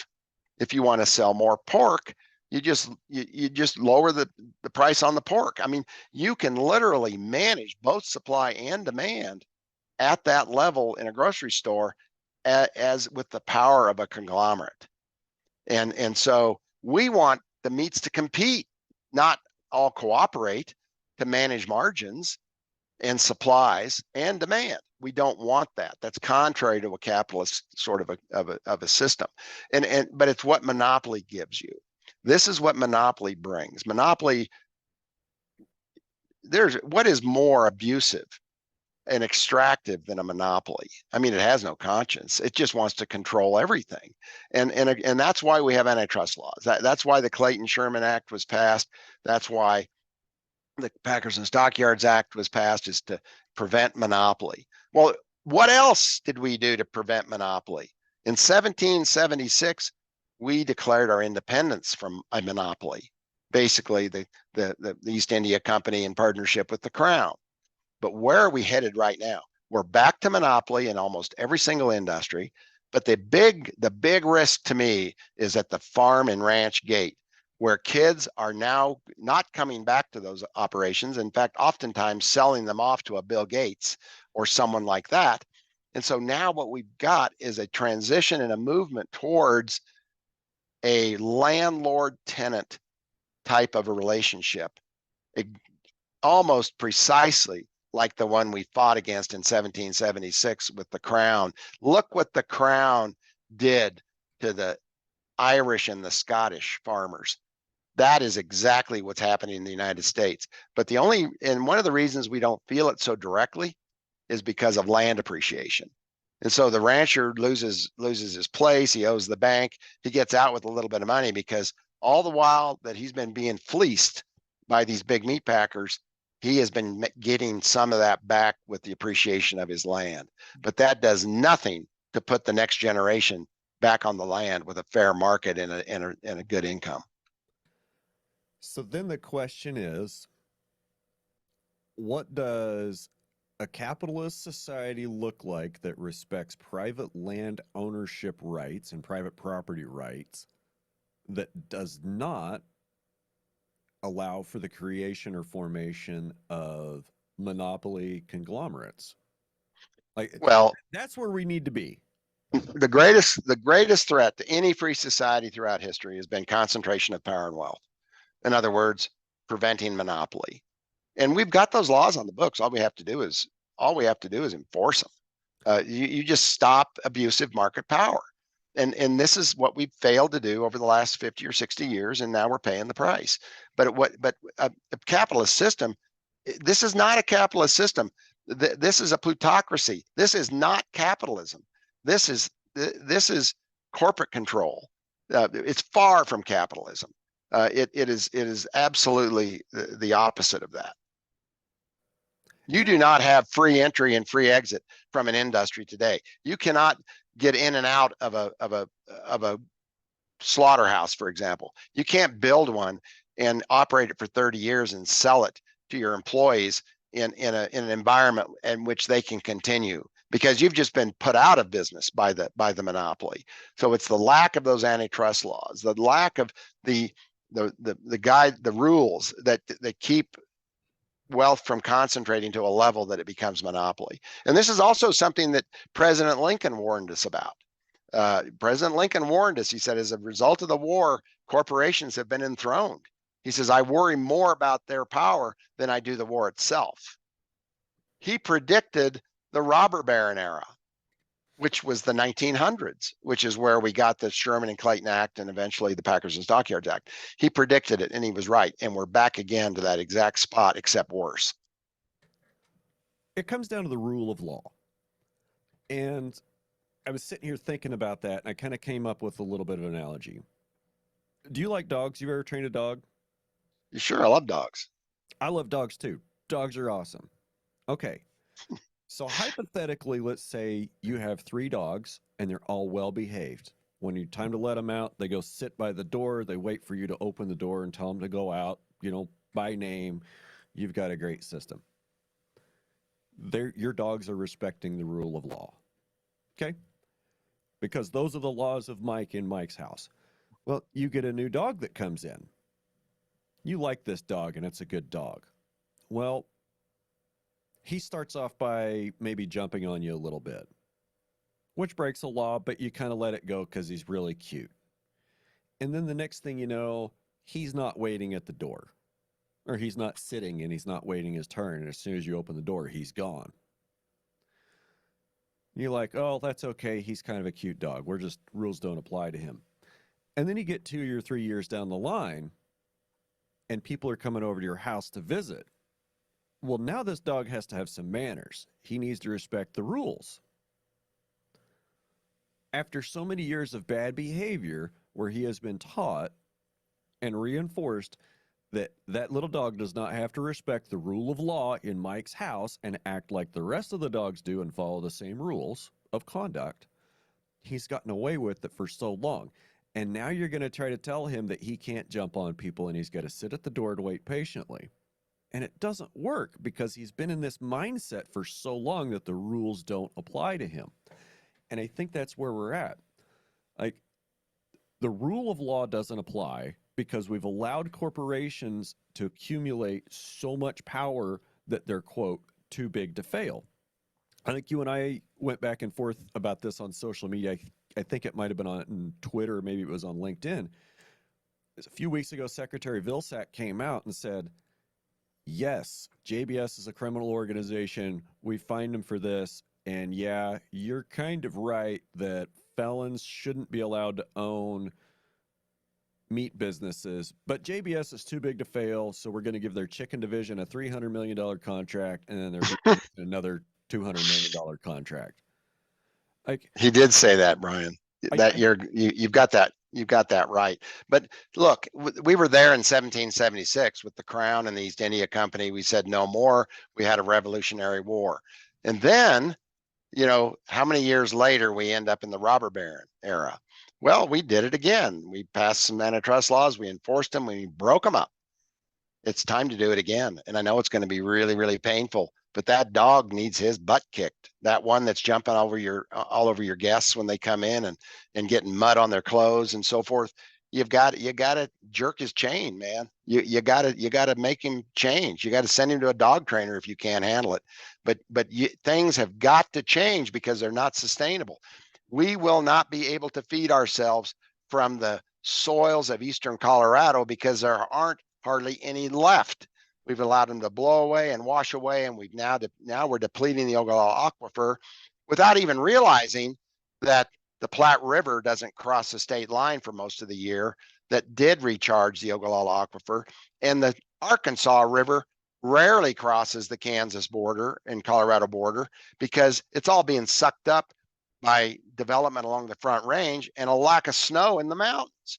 We aren't even thinking about this stuff as we build more and more houses in Colorado Springs and expand the city well beyond its ability to sustain itself. So we've just got to get a little smarter here. We've got to jerk the chain, and it's going to be painful, but it won't be nearly as painful if we're rebuilding the replacement at the same time as we're jerking the chain. We need local regional food system development in the worst way, and it needs to be a priority, and it needs to be on a level of national security. It needs to have all the attention of the decision makers everywhere, from school boards to town councils to city councils, all the way up through state and local governments and national government. 100%. Food security is national security. And We touched on it earlier about, the food supplies in major urban centers. Like, and I don't think folks are really aware of this, but your average urban center is going to have maybe a 72-hour supply of food in the grocery stores. Like, truck stop running, train stop running, like we're 3 days away from food panic. And that's when things get really, really interesting. And when you look at it through that lens, with all the unstability in the world that we've seen literally in the last 36 months since they announced COVID, which would be, I think, from the time this comes out, it'll be like 3 years plus 1 week from when the world basically stopped due to COVID. Okay. Food security is national security. Food security is your security. I mean, you want to see somebody go from the strongest, most confident person you've ever seen to being reduced to bare survival instincts. Take away their food for 3 days. That's right. Years ago, Lawrence Brown, a rancher from South Dakota, I really liked, and Lawrence kept bugging me. I'd started Ranch Foods Direct, and he kept saying, "Well, are you going to make canned beef?" And I said, "Well, I guess we could look into it." But I really wasn't motivated. And he says, "Well, Lawrence was really old, and he remembered when there was canned beef. And it's something you put in your pantry that doesn't need refrigeration, doesn't need a freezer. Who cares if the electricity goes off?" And he said, "Boy, Mike, I really think you should look into that." So it was this summer when my son took a trip out to California, and he was with a bunch of other folks that care about stuff we care about, the environment and building communities, all that sort of thing. And the thing they sent him back with was we want a canned beef product, or canned poultry, or a canned pork. We want canned meats. And these guys aren't preppers. They're just smart people that know that they probably should have something in their cupboard when what you just described happens. And so we have now made our first batch of canned beef, but it's not the old wore out dairy cow that didn't have any fat on it. This is amazing. This is something you can put in the pan and warm it up and have beef stroganoff in a matter of a few minutes. And it's something that will keep indefinitely in your pantry. So we're going to start that. I mean, we think it's a very valuable niche right now to make a high quality canned product in glass jars. They don't want anything in tin cans.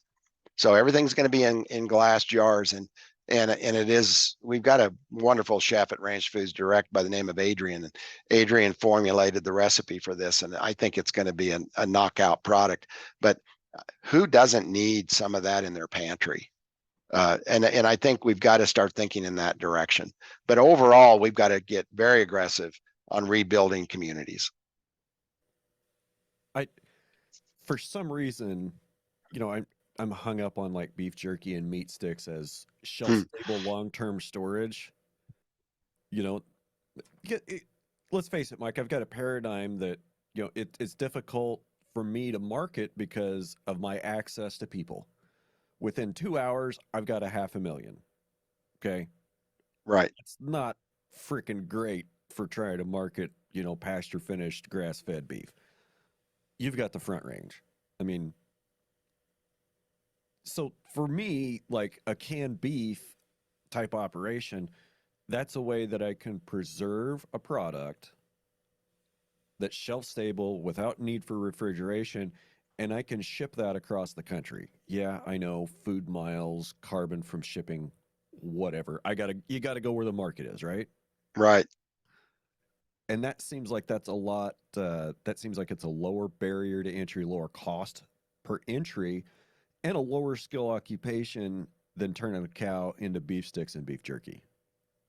Yeah, it's gonna be a higher volume product, but you do have to invest in the kitchen, which is nothing compared to your investment in your ranch.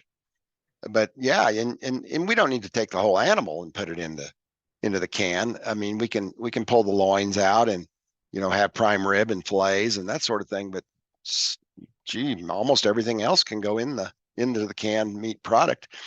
And it doesn't have to be cheap.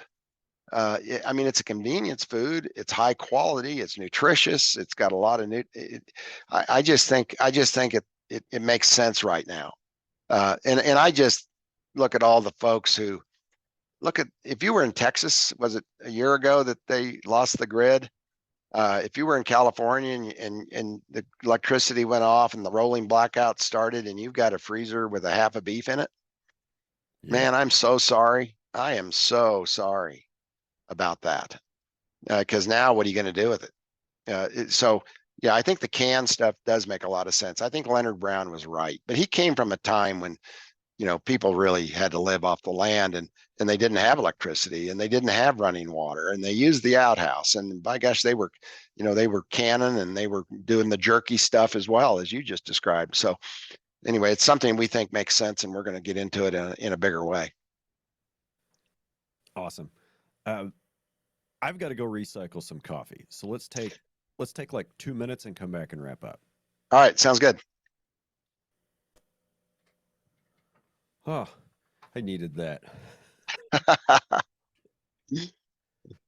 So we were talking a little bit about pink slime and advanced meat recovery when you called me yesterday.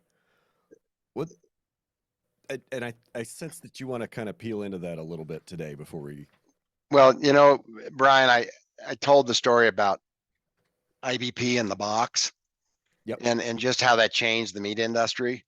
Well, now that the big packers are in in charge, right? It's their industry. They've got a cartel that it basically operates it with the support of NCBA and the beef checkoff, telling everybody how wonderful they are. But honestly, what's really happened to the meat? We did the performance enhancing drugs, so we reduced the quality, reduced the marbling, reduced the tenderness. So no problem. We'll just lower the grade standard. Well, we did that. So we moved select up into choice, part of select up into choice. And we just now lowered the grade standard to let the big guys get away with their performance enhancing drug use and lower grades that result from it. The other thing that happened at IBP many years ago was there was a person by the name of Eldon Roth with Beef Products Incorporated. And Hughes Bagley tells this story about Eldon Roth came to Bob Peterson, who was the president and CEO of IBP at that time. This would have been, I've got to think this has got to be in the 70s, because that's when Hughes was there. But he said that Eldon Roth came to Bob, and in fact, it might not have been the 70s, it might have been after that, because I remember Buffalo Dunes, when IBP moved their headquarters there to save state taxes, that Eldon Roth and Bob Peterson both lived on the same golf course. But Eldon Roth came to Bob and he says, Bob, I got this really cool technology where we can get the meat off the bones. And it's a hydraulic sort of water, high pressure, whatever kind of system. And he said, I'd like to sell you this equipment because IBP could make money, salvaging the bone off the neck bones and whatever, all the other bones. And it would be really great. And so Bob Peterson, who often said when he spoke in public, he says, IBP doesn't invent anything. We just adopt it, and with military-like precision, we implement it to make it profitable. So Bob Peterson basically said to Eldon Roth, well, I don't really want your equipment, but you can buy our bones. And of course, he's going to buy the bones, or probably like give them away to Eldon Roth. So the way Hughes explains it is this has started this whole advanced meat recovery process. And there's several different kinds of or approaches to the advanced meat recovery, but one is just getting the bones clean, and the other one is taking that outside fat layer that is trimmed off an animal and turning that into what we know as pink slime, or as lean, finely textured beef. And so that caught on, and that was going into the marketplace. But these are things that, formerly would have gone into the rendering side of the business. It would have gone into pet food. Wouldn't have been wasted. Of course, it would not have been wasted. But instead of going into pet food, we're now putting it into people food. But but this is the cowman that's sitting there growing the best calves he can, and the feeder who's feeding them, producing the best quality finished cattle that he can, honestly doesn't realize what the big meat packers have done to their industry. and done to the product that they're presenting to the public. And so when the lady in San Antonio, the mother of some school children, found out that her kids are going to be eating pink slime in their school lunch program after seeing the film Food Inc., where it was brought to you in living color, showing the anhydrous ammonia being pumped into this meat stream, and she just protested. Well, then it ended up as this huge blow up that ended up with ABC News doing a expose on it, and BPI Eldon Roth suing ABC News, and then them settling that case out of court with no real resolution. I'm sure it cost ABC News a lot, and it's a shame because the integrity of journalism took a step back with that. But anyway, we realized that the anhydrous ammonia was necessary, or was being used as a pathogen intervention, because if you know, as a rancher, someone involved or know about farming, you know that anhydrous ammonia is applied to soil as a nitrogen source. It's probably the cheapest nitrogen source that a farmer can use. But the problem is anhydrous kills the soil, kills the bacteria and the microbial life in the soil, which is the life of the soil. Right. And this is why anhydrous ammonia is so awful and shouldn't be used, because it turns living soil into dead dirt. Well, it does the same thing with the meat. And so it's supposed to kill the bacteria and the pathogens that make us sick. Well, we found out that it really wasn't doing that job effectively. And so there was a lot of E. coli resulting from this pink slime being included into ground beef, primarily sausages, processed meats. And so it really took a hit. I mean, they quit using a lot of it. A lot of companies came out and actively promoted that they no longer had pink slime in their burgers, and trying to attract consumers, to their brands. But it's back again. It's fully back, and it's something that we're just been unable to avoid. I mean, Eldon Roth really became one of the richest people, if not the richest man in the beef industry, because he was taking what was a waste product, turning it into a people food product, and was getting an adoption, a very high level of adoption. I think during the film he talked about he was in 70% of the burgers in the country. But this is not something we want to put in our bodies. I mean, when we think about anhydrous ammonia and its impact on microbial life, what's that going to do to your gut if your child eats it, if you eat it? And it's something we should have to label. Well, if you look back at, just talking about corruption, Joanne Smith used to be she was the president of the National Cattlemen's Association before it became the NCBA. She went from there as an undersecretary in USDA, and was also on the IBP board of directors. Well, when the pink slime thing was introduced in the beginning, inspectors everywhere were saying, no way, this is not something we want to be putting in our food supply. And there was major protest among many of the USDA people. And Joanne Smith basically just said, as in her undersecretary position, look, if it's pink, it's meat. It was approved, and it's now in our food supply. But this is a lot of the things that the rancher, the guy that pays the check off, the guy that goes to work every day to make a living and take care of our land and our livestock, he doesn't realize what these crooks in the middle have done. More reason why we have to do an end run on them and build more direct pathways to the consumer. I agree. And hearing you talk about pink slime and AMR, this is like the picture that I have in my head of what happens in a big plant. Okay, you got fat cattle going in, and yeah, there's a lot of high-end steaks and good cuts that can be exported for premium, or sold in premium steakhouses. But then we have to import a lot of this quote lean trim to mix with our fat cattle in order to get rid of those carcass remnants, right? And that's what goes into the grind. So how much of this stuff that how much of the pink slime that we get from advanced meat recovery, which, as you said, and I'm just taking your word for this, is we're going to use some kind of high pressure water or water wash to wash the meat off the bones. So there's going to be extra water in the meat, or in that stream at least. It's got to go through, at least in the past, an anhydrous ammonia bath to kill the pathogens. and then it goes into this big grinder and gets ground with everything else and then packaged in chubs or, your 1 pound trays that you get at the grocery store. And they love to say, oh, we don't put water in the grinder. We don't put ice in there. I don't know that they say that they don't put ice in there, but it stands to reason if you have this giant industrial grinder with a 400 horsepower electric motor that you basically turn a whole carcass into nothing in a matter of seconds. Look, I'm not a mechanical engineer.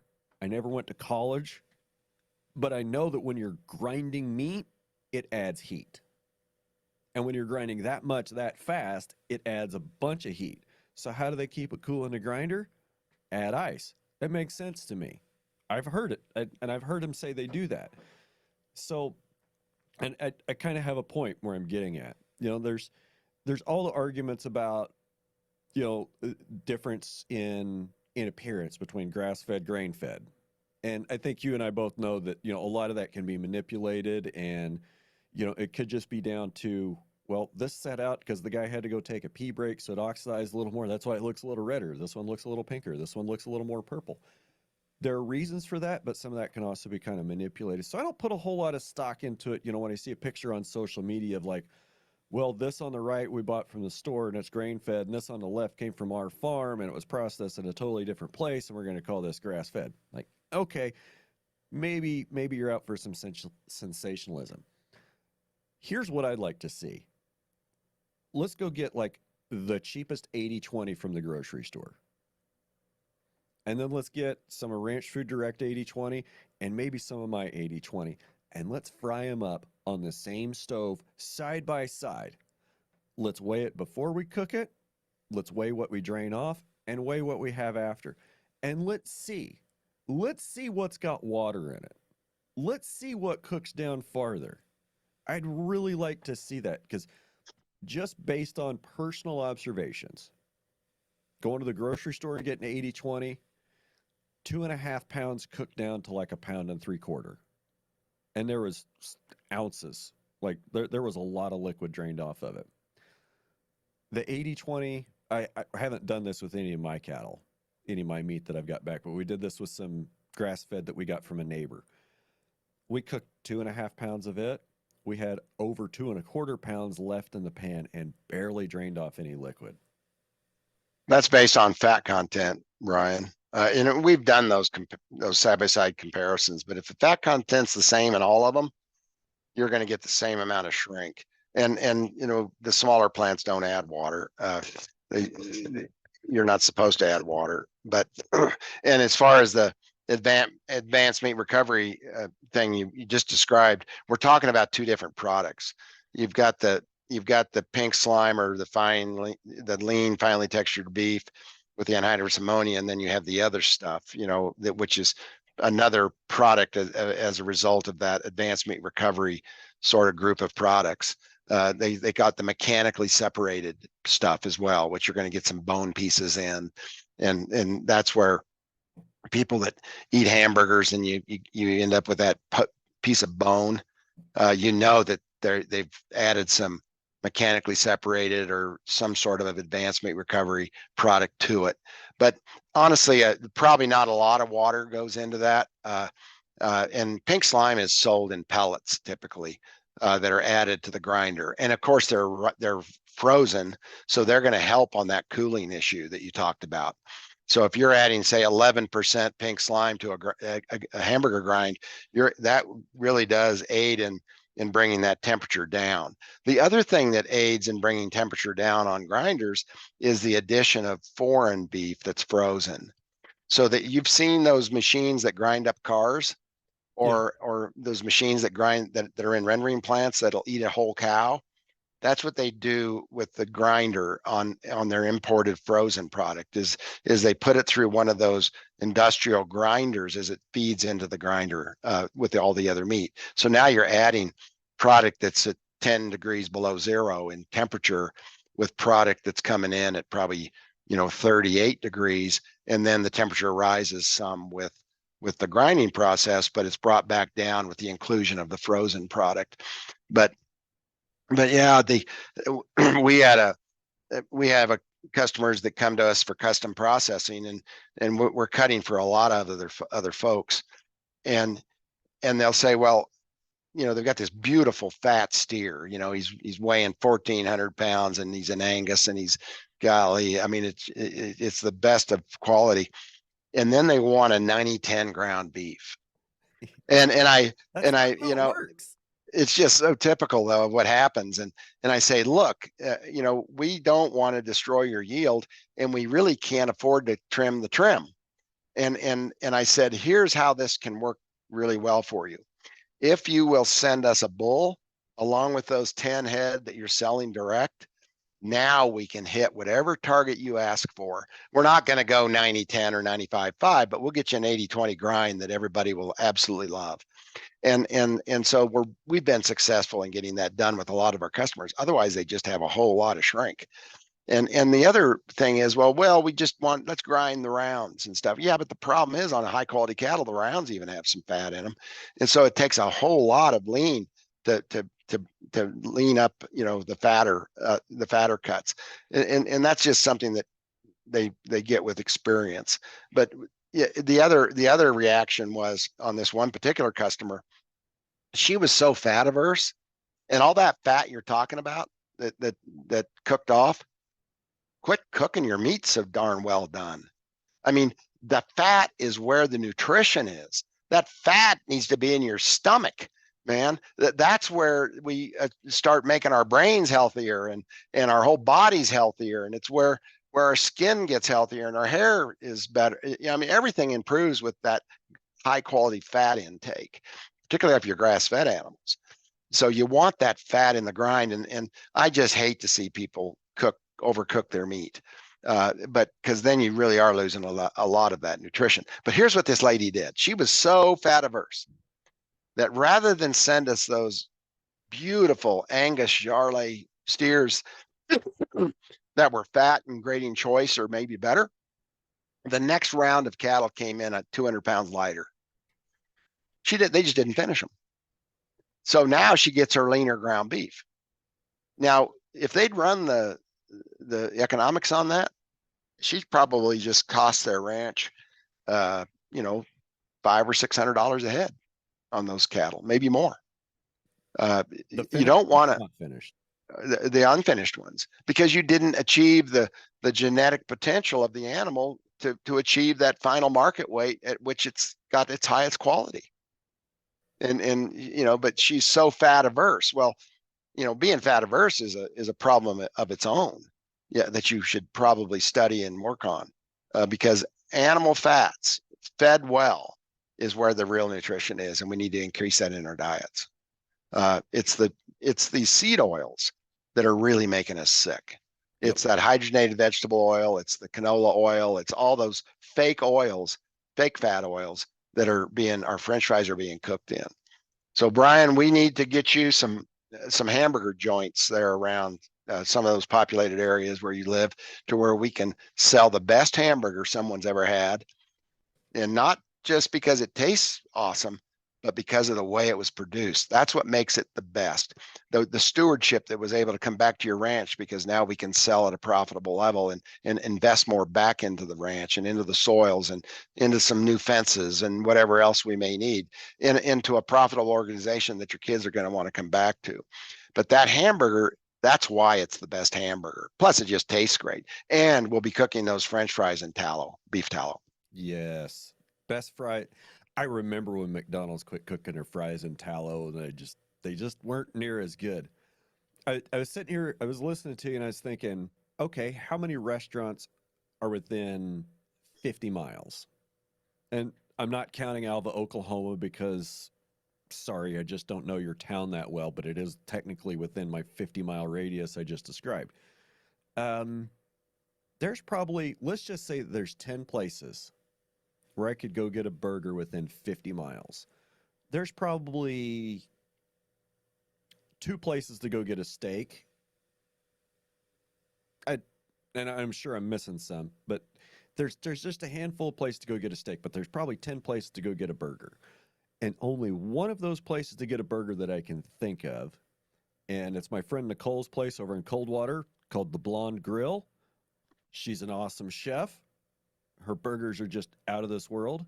She's the only one that is using beef from a local ranch. It's not mine yet. We're still working on her, but she's using beef from a local ranch, and she's actually advertising that on her menu.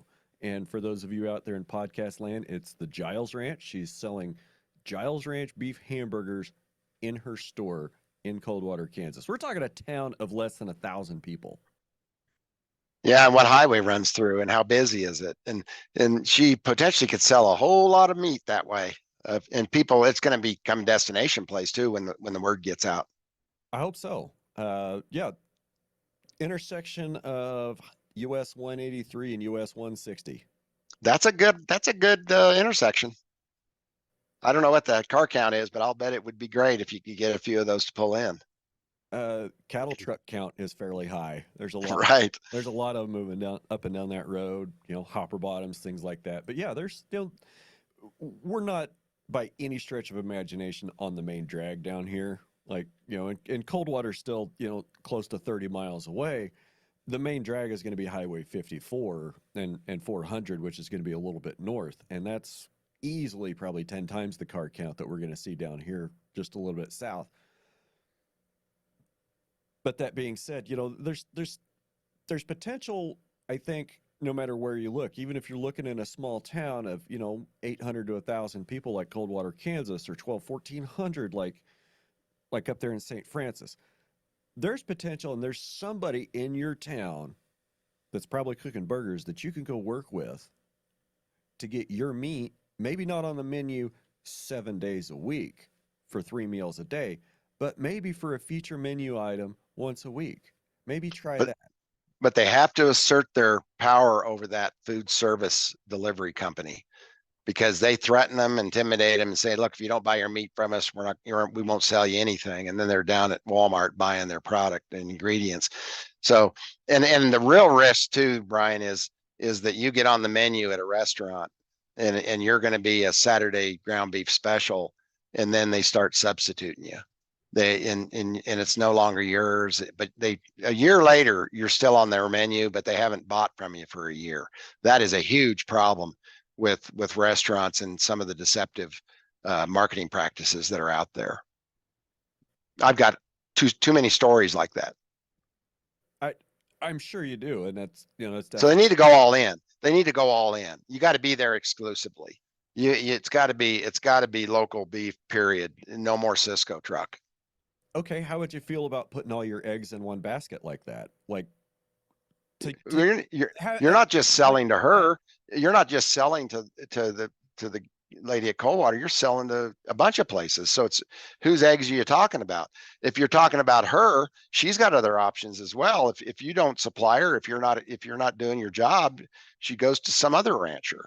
Once we get the local regional processing infrastructure put in place, then you've got options, you've got competition, and choices are available again. Right. And what I was getting at is, like, in business, I never try to put all my eggs in one basket with just, one custom grazing client, because something happens to him and he doesn't send me cattle, that puts me in a bind. If I have 2, 3, something happens to one of them, we stop getting along, it's easier to replace that. And I'm bringing this up because, there's stories about, a small business getting a deal with Walmart, right? And then Walmart coming in and saying, yeah, last year you sold a total of 20,000 units to everybody. We want to buy 20,000 units from you this year in addition to what you're already selling. And then 2-3 years down the line, you realize that 80% of your business or 60% of your business, you're selling to Walmart, and you're working like a dog to sell to Walmart. And they come to you one day and say, yeah, we're still going to buy from you, but we're dropping the offer price by 20%. You can either take it or leave. Well, you don't have a choice, because you've got 20 guys working for you. They're trying to feed their families, and they're dependent on you. And your choice is grow and get bigger and accept a lower price, try to take advantage of, extra economy of scale, or drop Walmart and have to let some guys go and tell them that they can't feed their families because you didn't take another deal with Walmart. That puts you in a hell of a position. And it's a decision like that you make 2 years beforehand to get in business with a company like that and sell them a large percentage of your output. Predictably. I mean, that's what we all want. Like, okay, you can take 20% of my stuff and you're going to offer me, 105% of the price that I've been getting. Steady outlet. Great. Great. But it's when they use their abuse of power to come in and say, hey, you're going to cut your prices because we're telling you you're going to cut your prices because we want to sell it cheaper. You don't have a choice. Brian, those days are over. They, that Walmart story has repeated itself so many times throughout the last 30 years. And I say it's over, but I really think we're at that point where if we're going to build local regional food systems, the Walmart's got to go.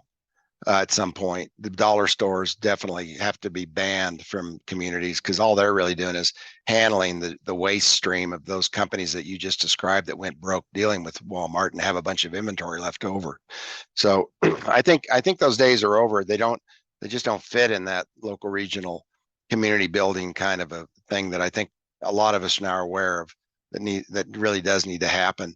But it really breaks your heart to see companies that still don't know what a deadly company Walmart is. I mean, they go in, they scale up, and you're basically, investing in your own hanging rope. You will die when you work with Walmart. You will die when you work with Whole Foods.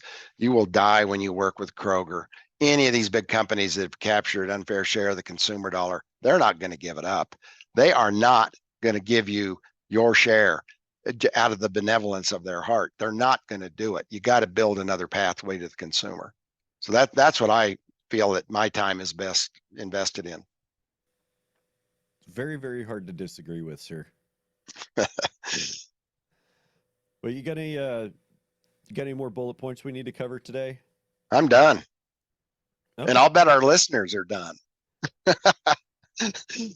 I hope we've been of some value today. But I got a few things off my chest that I really wanted to, and my stories about Hughes Bagley and the cooperation rather than competing thing, and what happened to the meat, the box beef. Those are some things I think people really are going to see some value in understanding and helping us head towards a better future for our businesses and our communities and our kids. Well, Mike, I'm always happy to give you a platform to share your ideas. I always love listening to you talk, and I always learn a ton whenever I hear you. It's always a great history lesson, and we've got to remember that history. We've got to understand how we got where we are. So when it comes time that we can make some changes, hopefully we can build a better system that will last longer to the benefit of the producers and the consumers, and not just be giant profit generating centers for multinational corporate conglomerates so they can buy lobbyists and senators with their profits. Exactly. So I've at least got there's a couple lights of hope for the future, and I think that we just need to concentrate on those and not so much on how screwed up things are, but we need to focus on the things that we can all do to make the situation better. I agree. Get on your school board, join the city council, buy local, kick the dollar store out. There's a few things we can do. Hopefully by the time we come back again in a month or two, 6 months, I don't know, maybe a year. This is only like the 5th time you've been on this podcast. I thought, yeah, I know I've been on a bunch. I appreciate that appreciate you inviting me. Well, like I said, I always learn something, and I think it's very valuable to share perspectives from all across the industry and all different viewpoints. Well, thanks for your podcast, Brian. It's a much needed view of our industry. Well, thanks for being my friend and being a repeated guest, Mike. All right, Brian. Have a good rest of the week. I will. And gang, you guys out there in podcast land, Get out there and make something of the week. We'll see you. Bye.